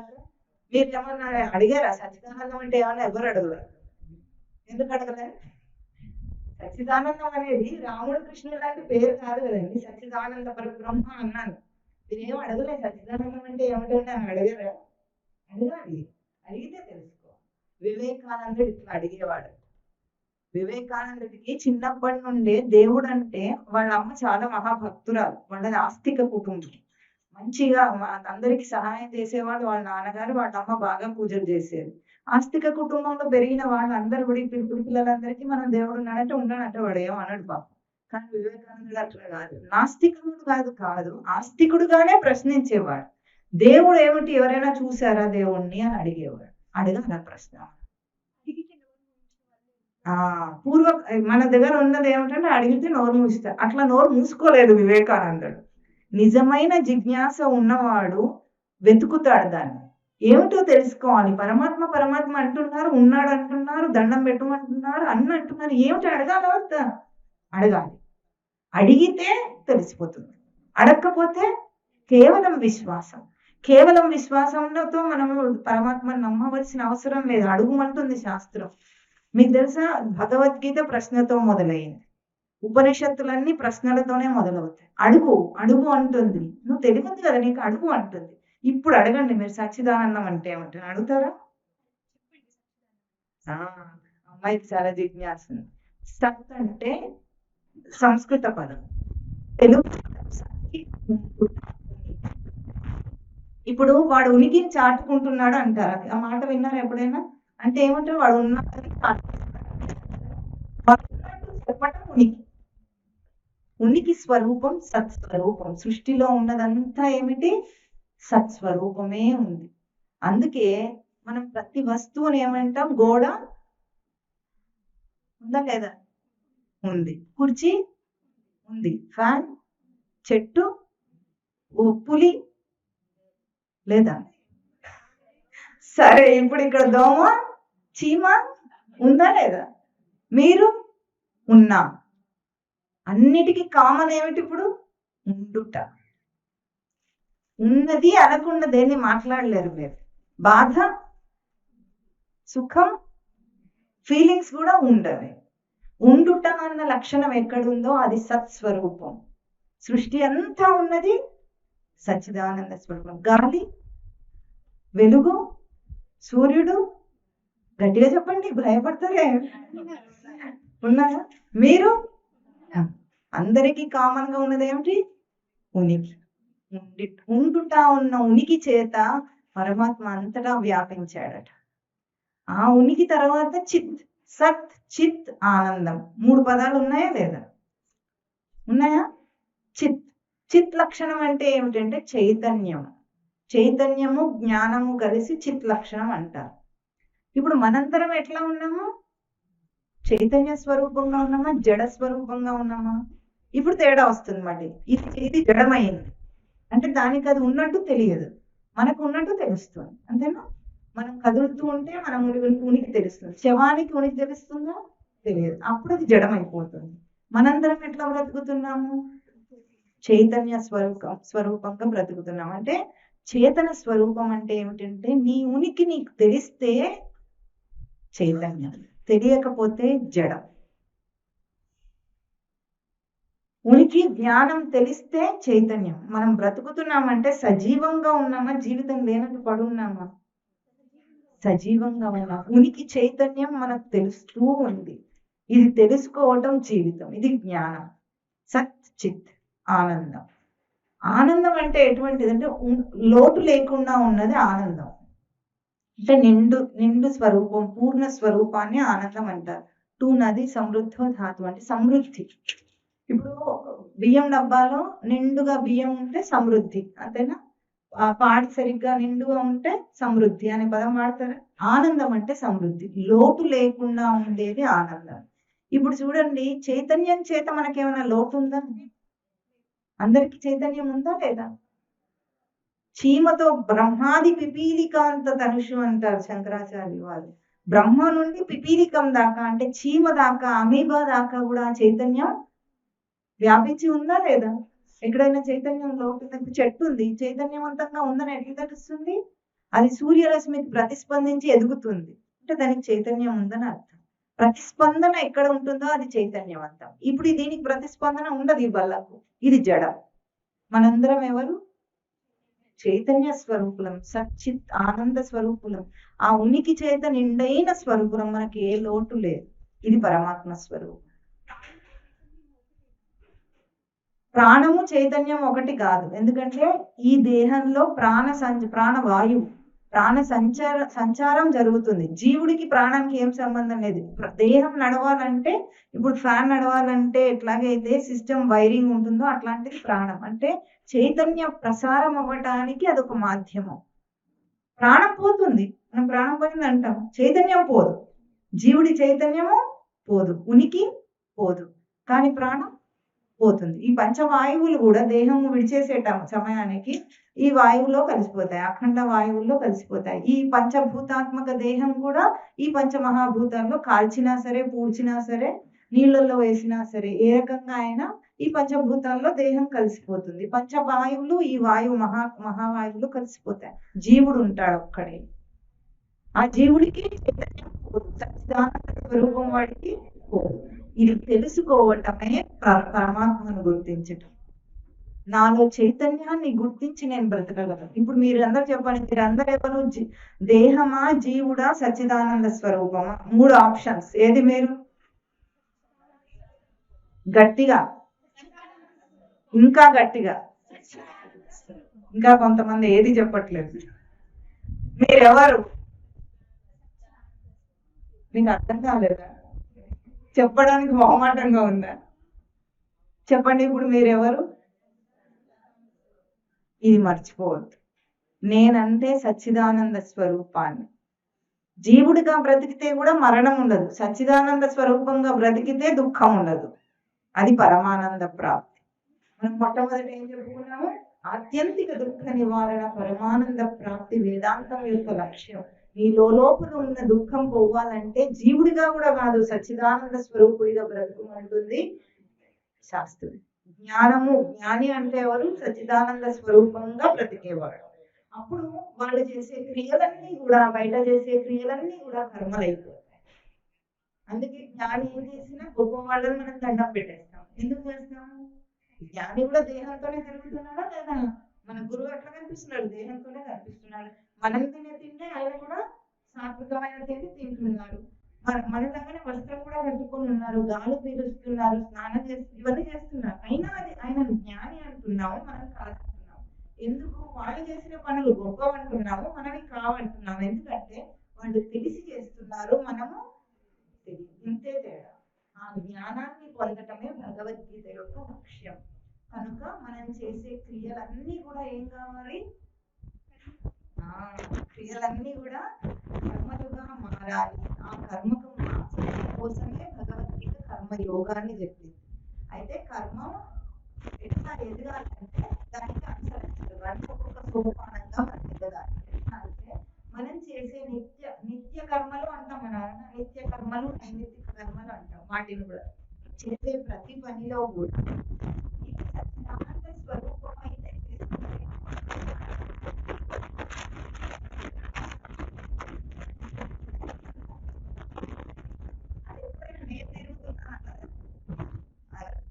ఎందుకు అనదు?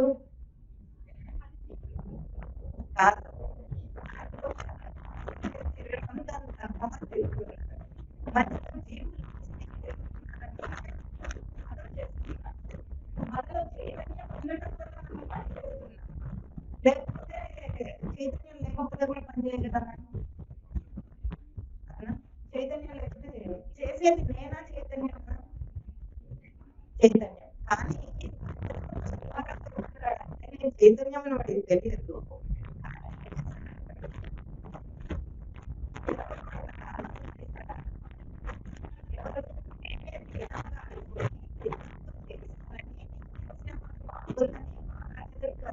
వాడు మధ్యలో ఉంటాడు. చైతన్యం వల్ల జరుగుతుంది కానీ మనం చేస్తే జరగట్లేదు. అందుకే జ్ఞాని నేనేం చేయడం లేదంటాడు. అంతేనా? చేసేదాన్ని ఉండడం వల్ల చైతన్యం ఆయన వల్ల జరుగుతుంది.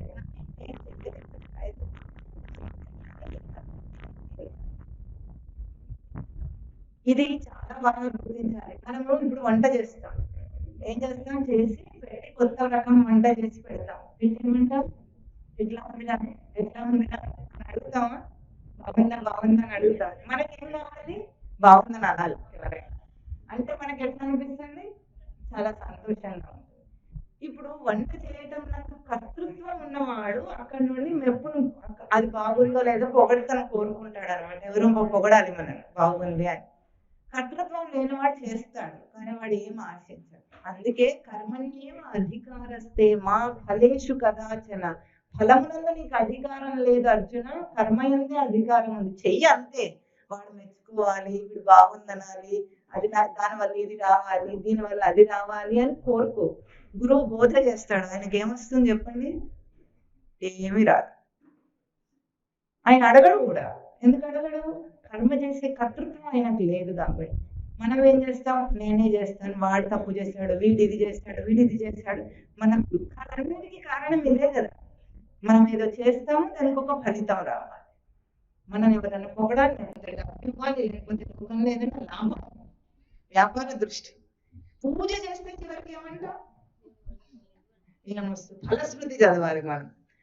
ఈ నోము చేస్తే ఇది వస్తుంది, ఈ పూజ చేస్తే ఇది వస్తుంది, ఈ లక్ష పూల పూజలు, కుంకుమార్చనలు అది చేస్తే సౌభాగ్యం వస్తుంది. ఏదైనా రాదంటే ఏమైనా పూజ చేస్తారా మీరు? ఏం రాదు పో అంటే పూజ చేస్తారా? చెయ్యరు. అందుకే పూజలు ఏం చెప్తాడు? పాపం ఏదో వస్తుందని ఇంకా ఆశ పెట్టి చేయిస్తాడు. అట్లా మనం ఏం చేసాము? ఇదే సరిపోయింది. కొబ్బరికాయ కొట్టి అది కావాలి ఇది కావాలని అడిగేస్తాం, అంతేనా? నైవేద్యాలు రకరకాల నైవేద్యాలు, 9 రకాల నైవేద్యాలు అవి పెట్టి ఏదో ఒకటి కావాలి. అడగకుండా ఉంటారు ఎవరన్నా? చెప్పండి. సంకల్పంలోనే అడుగుతారు కదా. క్షేమ స్థైర్య విజయ అభయ ఆయు ఆరోగ్య ఐశ్వర్య అభివృద్ధ్యర్థం ధర్మార్థ కామ మోక్ష చతుర్విధ ఫల పురుషార్థ సిద్ధ్యర్థం అంటారా లేదా? ఇన్ని కావాలి ఒక కొబ్బరికాయ. బేరం చూడండి ఎట్లా ఉంది. కొంచెం నా వ్యాపారం సరైన వ్యాపారమా? ఇచ్చిందేమో కొబ్బరికాయ, అడిగిందేమో నేను, నా వంశము, నా పిల్లలు, నా గొడ్లు గోద, నా పొలాలు అన్ని బాగుండాలి.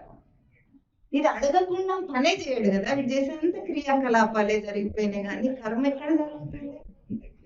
దేవుడి కోసం ఎవరైనా దేవుడికి కావాలని పూజ చేస్తారా? వేరే కావాలని అడుగుతారు కానీ ప్రైమ్ మినిస్టర్ దగ్గరికి వెళ్ళడం కదా. ఏదైనా ఇవ్వాలనుకుంటే మనం ఏదో చిన్న పని అడుగుతాం, చేసేస్తాం. నాకు నువ్వే కావాలంటే పవర్ అంతా మనకే వచ్చేస్తుందా లేదా? అవునా? మనం అలుపు బుద్ధి.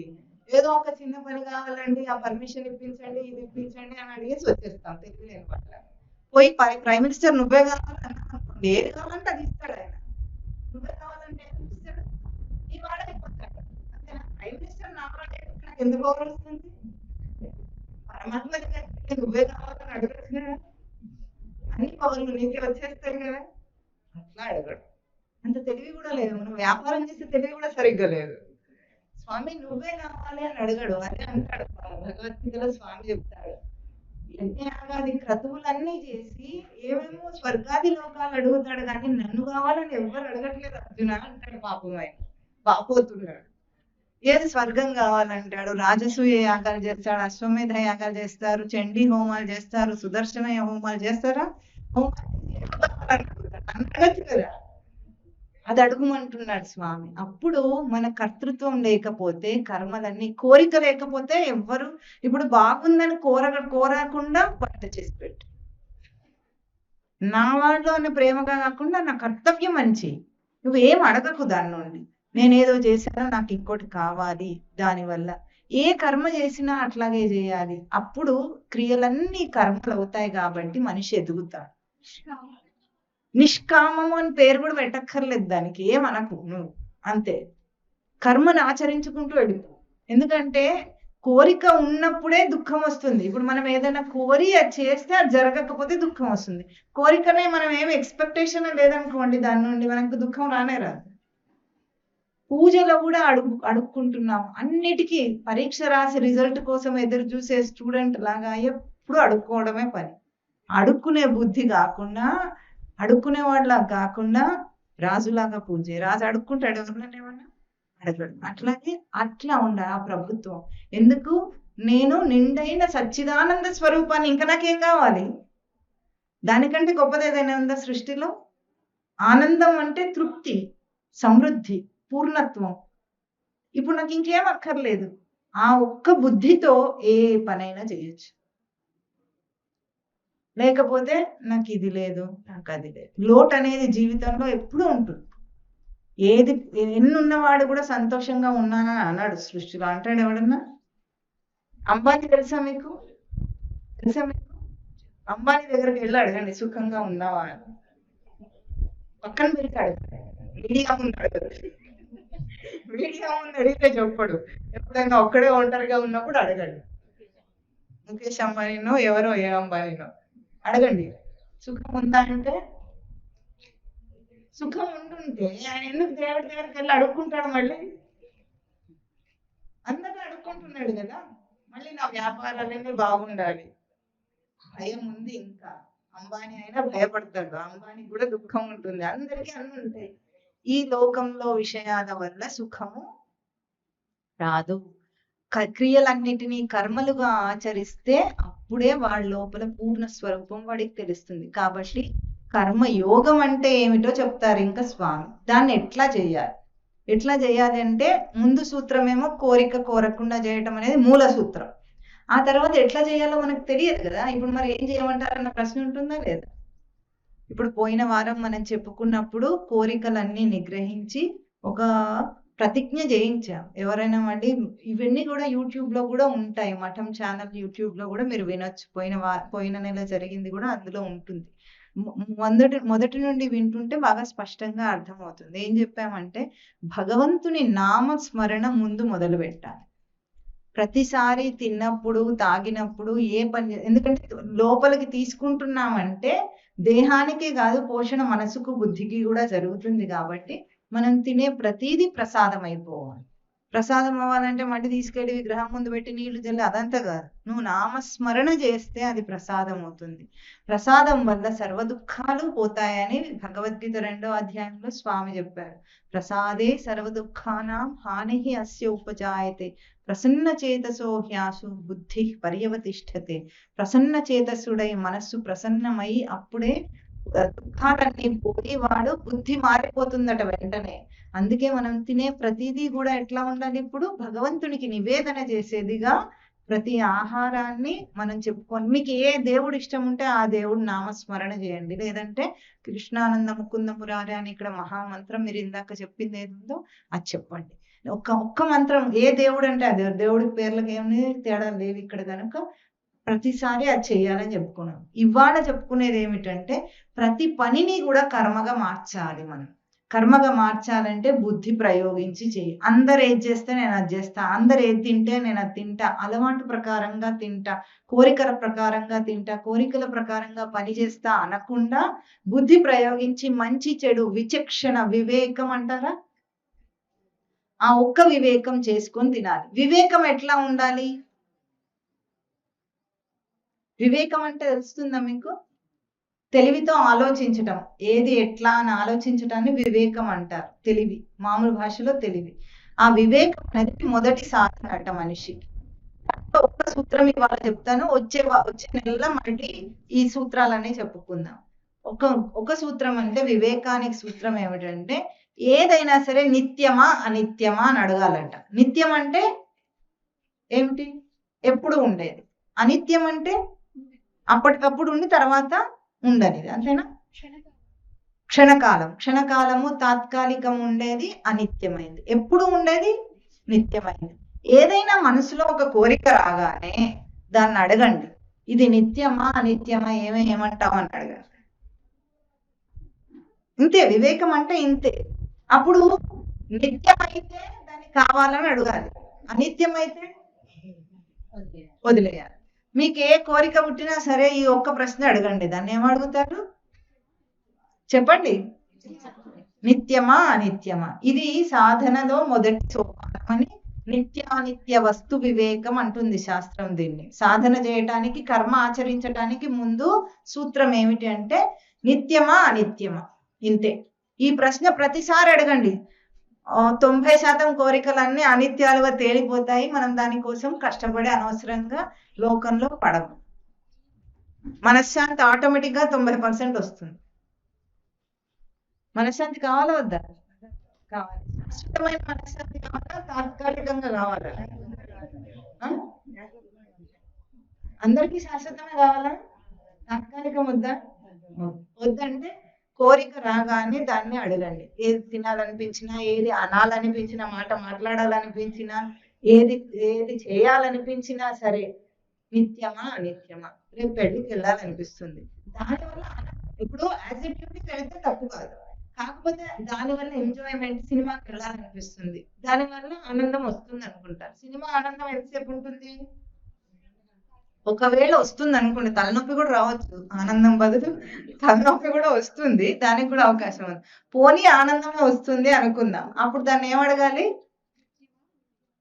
ఏమడగాలి? గట్టిగా అనట్లేదు చూసారా? అంటే ఇప్పుడు రేపు సినిమాకి వెళ్లకుండా ఉండాల్సి వస్తుందని భయం, అడగాలి. అప్పుడు మనసు ఏమంటుంది? అనిత్యం అంటుందా అనదా? అయిపోయిందని తీసేయచ్చు జీవితంలోంచి. సీరియల్ చూడాలి, దాని నుండి వచ్చే ఎంటర్టైన్మెంట్ ఏదైతే ఉందో అది నిత్యమా అనిత్యమా? నిత్యమా? అది నిత్యం అంటే ఇంకేమనుందా? సీరియల్లకే అంటుకుపోతారు. నిత్యమా? అనిత్యమైందే కాకుండా దాంట్లో విషపూరితమైంది కూడా చాలా ఉంది. విషాన్ని స్లో పాయిజన్ అంటారు చూసారా, దాన్ని చూసి మన బుద్ధి ఎంత మారిపోతుందో మీకు అర్థం కావటం లేదు. ఇలాంటివి చూడటం వల్లనే మనుషులు ఇట్లా తయారయ్యారు. ఎందుకు అయ్యారు? లోకమంతా పాడైపోయింది అని ఎవరంటారు? అందరూ అంటారు. ఆ లోకంలో మనం కూడా ఉన్నాము. ఆ పాడైపోయిన లోకంలో మనం కూడా ఒక భాగమా కాదా? మరి మనం ఏమంటాం? లోకమంతా పాడైంది. ఈ 3 వేళ్ళు ఇటు చూపిస్తున్నాయి, అది మనం చూపించకుండా ఇది ఇట్లా పట్టుకొని ఏం చేస్తాం? లోకమంతా పాడైంది, లోకమంతా పాడైంది అంటే ఈ 3 వేళ్ళు ఎటు చూపిస్తున్నాయి? పాడైంది నువ్వొక్కడివే, పాడైంది నువ్వొక్కడివే అంటుంది. అది మనకు అది అర్థం కాదు. సీరియళ్లను మనమే ఎంకరేజ్ చేస్తున్నామా, వాళ్ళు సీరియల్ వాడే చేస్తున్నాడు? సీరియల్ మనం చూస్తే వాడికి డబ్బులు వస్తే వాడు అలాంటి సీరియలే తీస్తూ ఉంటాడు. ఏ సినిమా హిట్ అవుతుందండి? ఎక్కువ జనాలు ఏది చూస్తే అదే హిట్ అవుతుందా లేదా? పోకిరి సినిమా హిట్ అయిందంటే మనం ఎవరో అర్థం?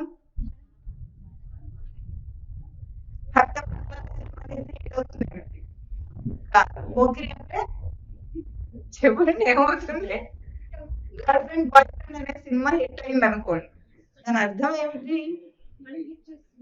మనం అందరం దాన్ని సపోర్ట్ చేస్తున్నాం కాబట్టి వాడు ఆ సినిమా తీస్తున్నాడు, అది హిట్ అవుతుంది. అంటే మనందరికి అదే బుద్ధి వచ్చిందని అర్థం. కావాలని అనుకొని దాని మీద చూస్తున్నాం, అంతే, చేయలేక. సీరియల్ చూస్తున్నాం, అత్తలు కోడళ్ళు హింసించుకునే వేధించుకునే సీరియల్ వస్తున్నాయి. అవన్నీ ఎవరు చూస్తున్నారు? ఇంట్లో ఉన్న అత్త కోడళ్ళే కదా చూస్తున్నారు. అంటే అర్థం ఆ బుద్ధి మనకు ఉందని. అందుకే ఇది గొర్రెదాటు జీవితం. కొంచెం వివేకంతో ఆలోచించి, కాదిట్లా ఒక ఊరంతా కూడా ఒక విశ్వాసంతో నడుస్తుందంటే ఆ ఊరు ప్రజలందరూ అందులో భాగస్వాముగా కాదా? ఊరు మొత్తం మారాలంటే ఎవరు మారాలి? ఎవరు మారాలి? మనం మారాలి. ఎవరు ముందు ఒక అడుగు వేస్తారో వాడు లీడర్ అవుతాడు.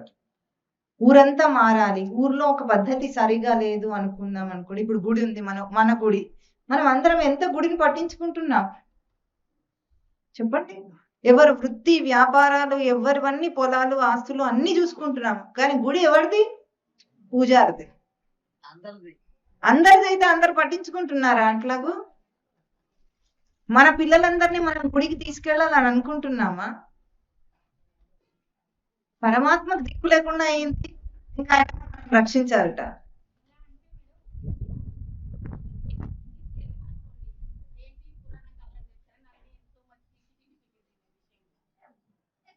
సరే, పురాణ కాలం వాళ్ళు కాబట్టి గుడికి వెళ్ళరు అంటున్నారు, అంతేనా? సరే, ఆ మోడర్న్ వాళ్ళు ఎవరైతే ఉన్నారో వాడు కష్టం వస్తే ఎవరిని వేడుకుంటాడు? దేవుణ్ణి వేడుకుంటాడు. పురాణ కాలం వాళ్ళలాగా దేవుణ్ణి అడగటం ఏంటి?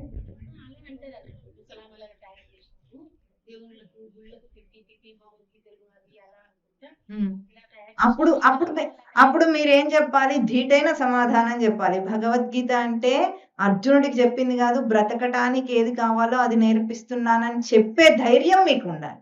భయపడద్దు సమాజానికి. సమాజం ఏదైనా ఇప్పుడు ఏనుగు ఎడుతుంది దారిలో, కుక్క మొరక్కుండా ఉంటుందా? ఏనుగు పట్టించుకుంటుందా కుక్కను? ఏనుగులాగా బ్రతుకు, కుక్కలాగా మరగద్దు. ఈ ధైర్యం ఉండాలి. అది భగవద్గీత ధైర్యాన్ని ఇస్తుంది మనకు. భయాన్ని తీసేయడం అంటే ఏమిటి? ధైర్యాన్ని ఇవ్వటమే కదా. ఆ మాట మన సనాతన ధర్మం గురించి మనం తెలుసుకోకుండా రేపు వచ్చి క్రిస్టియన్లు కన్వర్షన్ చేస్తున్నాడంటే నీ దేవుడు ఎవరో నాకు తెలియదు, వాడేదో మీ దేవుడి మీద ఒక కమెంట్ వేస్తే మీ రాముడు ఇట్లా అంటే మనం ఏం చెప్పాలో మనకు తెలియదు. ఎందుకంటే రామాయణం మనం ఎప్పుడు వినలేదు కాబట్టి. ధీటైన సమాధానం ఇచ్చేంత జ్ఞానం మనం సంపాదించి మన పిల్లలకి ఇస్తే వాడు రేపు కన్వర్ట్ అవుతాడా? మరి ఊరంతా ఎందుకు కన్వర్ట్ అయింది? ఎవరి తప్పు? వాళ్ళ తప్పు. మన తెలివి మనకు లేదు, మన విలువ మనకు తెలియదు, మన శాస్త్రం తెలియదు, మన పురాణం తెలియదు, మనది ఏది తెలియదు. గుడ్డి నమ్మకం దేవుడికో దండం పెట్టి కోరికలు తీర్చుకోవటం, ఇది ఒక్కటే వచ్చు హిందువుకి. ఈరోజు హిందువే తప్పు చేస్తున్నాడు, క్రిస్టియన్ వాడు దాన్ని అదునుగా తీసుకుంటున్నాడు. మన బలహీనతను వాడు బలంగా చేసుకున్నాడు, అంతేగాని వాళ్ళు ఏం చేయట్లేదు. ఎవరైనా తల్లిదండ్రిని మార్చుకుంటారా? నచ్చలేదని మార్చుకోగలరా? చెప్పండి. తోబుట్టువులని తల్లిదండ్రిని ఎవరైనా మార్చుకుంటారా? నాకు నచ్చలేదు, ఈ అమ్మ నచ్చలేదు, ఇంకో అమ్మని తీసుకుంటానని ఎవరైనా తీసుకుంటారా? మరి తల్లిదండ్రినే మార్చవే, మరి నీ దేవుణ్ణి నీ మతాన్ని మార్చేసుకుంటావా? ఈ మాట గట్టిగా అడగటానికి మనకు ధైర్యం లేదు. వాళ్ళు 4 మాటలు మనకు బోధ చేయగలుగుతున్నారు, కానీ మనమేం మాట్లాడగలుగుతున్నాము? మన గుడికి మన మఠాలకు ఆశ్రమాలకు మనం విలువనిచ్చి సపోర్ట్ ఇస్తే ఈరోజు ఎట్లా ఉంటుందో దేశం. మన దానికి మనం విలువనివ్వకపోయేటప్పటికి వాడు 100 చర్చలు పెట్టుకుంటాడు, బోధ చేస్తాడు, ఏమని అంటాడు, పైగా మన మీదకి ఎదురొస్తాడు. వస్తాడా లేదా? ఎందుకు? మనకు తెలియకపోవటం వల్ల, మన భగవద్గీత మనం విలువనివ్వకపోవటం వల్ల. వాళ్ళ వల్ల కాదు ఇప్పుడు చెడిపోయిన సమాజం, మన వల్లనే. కనుక ఇప్పటికైనా సరే ఊరు బాగుపడాలంటే మన ఆశ్రమాలకి, గుళ్ళకు, మన వాటికి మనం బలంగా నిలబడి మనం సపోర్ట్ చేస్తే వాళ్ళెవ్వరు మనని ఏమీ చేయలేరు. ఎవరికైతే ఇది కావాలి, నిలవాలి, మన ఊరు బాగుపడాలనిపిస్తే వాళ్ళు నిలబడాలి. దానికి వయసుతో సంబంధం లేదు, లింగంతో సంబంధం లేదు, పవర్తో, హోదాతో సంబంధం ఏం లేదు. నేను నిలబడాలి. ఇప్పుడు రోజు గుడికి వెళ్ళి పారాయణం చేద్దాం అనుకున్నారు అనుకోండి, భగవద్గీత ఎంతమంది వస్తారు? 4 రోజులు వస్తారు, తర్వాత ఎవరు కనిపిస్తారా? ఎందుకు కనిపించరు? సీరియల్ పోతుంది. కరెక్ట్. ఆఫ్టర్ ఆల్ సీరియల్ కి ఇచ్చిన విలువ కూడా మన ధర్మానికి మనం ఇవ్వకుండా మనం మాటలు మాత్రం దేవుడి గురించి ఎన్నైనా మాట్లాడతాం. కృష్ణుడు గొప్పవాడు, రాముడు గొప్పవాడు. నువ్వేమో చెప్పు, కృష్ణుడు గొప్పవాడే, మనకు తెలిసిన సంగతే. మళ్ళీ కృష్ణుడు ఒక్కడే గొప్పవాడు ఉన్నారు. భగవద్గీత బోధించేది ఏమిటి? అందరూ కృష్ణుడిలాగా కావాలి, అందరూ అదే కావాలి. నేను ఎట్లాగో నువ్వట్లాగా అర్జున అని చెప్పాడు. మొట్టమొదటి శ్లోకమే స్వామి. 2వ అధ్యాయం 12వ శ్లోకంలో ఏం చెప్పాడు? నాకు సావు పుట్టుకలు ఎట్లా లేవో నీకు అట్లాగే లేవు, నువ్వు నేను సమానం అర్జున అని చెబుతున్నాడు స్వామి. ఆ సమానమైన సమర్థత భగవాన్ లక్షణాలతో బ్రతకాలి, కానీ తిరిగి పొందలాగా బ్రతికితే పక్కవాడు వస్తాడు, మన మతాలు మారుస్తాడు, మన పిల్లల్ని మారుస్తాడు, మన సంస్కృతిని, మన ఆచారాలను అన్నిటి మార్చిపోతాడు. మనకి తెలియవు కాబట్టి, మనం నేర్పించలేదు కాబట్టి మన పిల్లలకి. మన పెంపకం ఏం కావాలి? మనకు మార్కులు కావాలి, ర్యాంకులు కావాలి, ఆ తర్వాత ఉద్యోగం కావాలి. వాడు ఎన్ని కష్టాలు పడ్డా సరే ఆ ఉద్యోగంతో మనకు అదే కావాలి. అమెరికాకి వెళ్ళాలి, అమెరికాకి వెళ్ళి వాడు లక్షలు అడిగినా సరే అమెరికాలోనే అడగాలి, ఇండియాలో అడగకూడదు.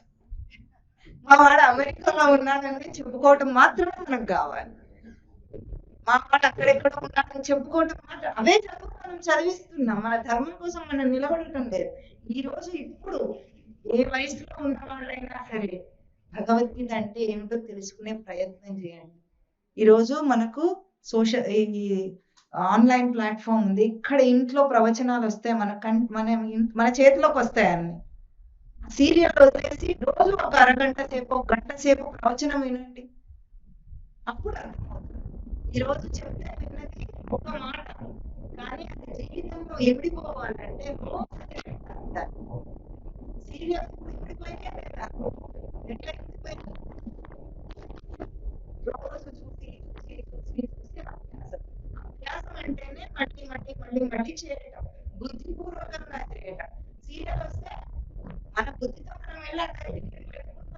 వచ్చి మన కళ్ళకు పెట్టేస్తాడా? మనం పెట్టుకుంటాం, ఇష్టంతో మనం ఎంచుకుంటాం దాన్ని. అట్లాగే రోజు ఒక ప్రవచనం వినాలని ఎంచుకోండి. భగవద్గీత ప్రవచనం వివరంగా కూడా మా యూట్యూబ్ ఛానల్లో ఉంది. ఒక్కొక్క శ్లోకానికి అర్థం చెప్పుకుంటూ ఉంది. ఇప్పుడు ఈ నెల చెప్పేదాంట్లో అట్లా చెప్పడానికి కుదరదు. ఒక శ్లోకం చెప్తే ఈ రోజు చెప్పింది మళ్ళీ వచ్చే నెలకు ఎవరు రారు, వాళ్ళకి అర్థం కాదు. కనుక మీరు అందరూ ఏం చేయాలి, ఆ ఛానల్ తీసుకోండి. మీకు అందరికి సెల్ ఫోన్లు ఉన్నాయి, ఇంట్లో రోజు గంట సేపు ఉంటుంది ప్రవచనం. ఒక్కొక్క శ్లోకానికి అర్థం ఉంది అందులో. వినండి, విని మీరు తెలుసుకోండి, ఆచరించే ప్రయత్నం చేయండి, పిల్లలకు చెప్పే ప్రయత్నం చేయండి. తల్లిదండ్రులకు అది బాధ్యత. అప్పుడు జీవుడు అవుతాడు వాడు, అప్పుడు సచ్చిదానంద స్వరూపుడు అవుతాడు. కానీ అంటే అయిపోతాడు ఏమంటే అయిపోతాడా? ఇది బాధ్యత. యువత మీద కూడా ఈ బాధ్యత ఉంది. పిల్లలకు, యువకులకు నేర్పించాలి.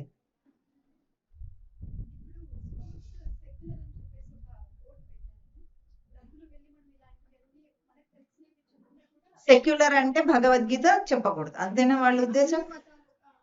భగవద్గీతలో ఎక్కడ కూడా శ్రీకృష్ణ ఉవాచ అని చెప్పబడింది, భగవాన్ ఉవాచ అని చెప్పారు. భగవాన్ అంటే ఏ కులానికి, మతానికి సంబంధించిన వ్యక్తి కాదు, మానవ జాతికి బోధ భగవద్గీత.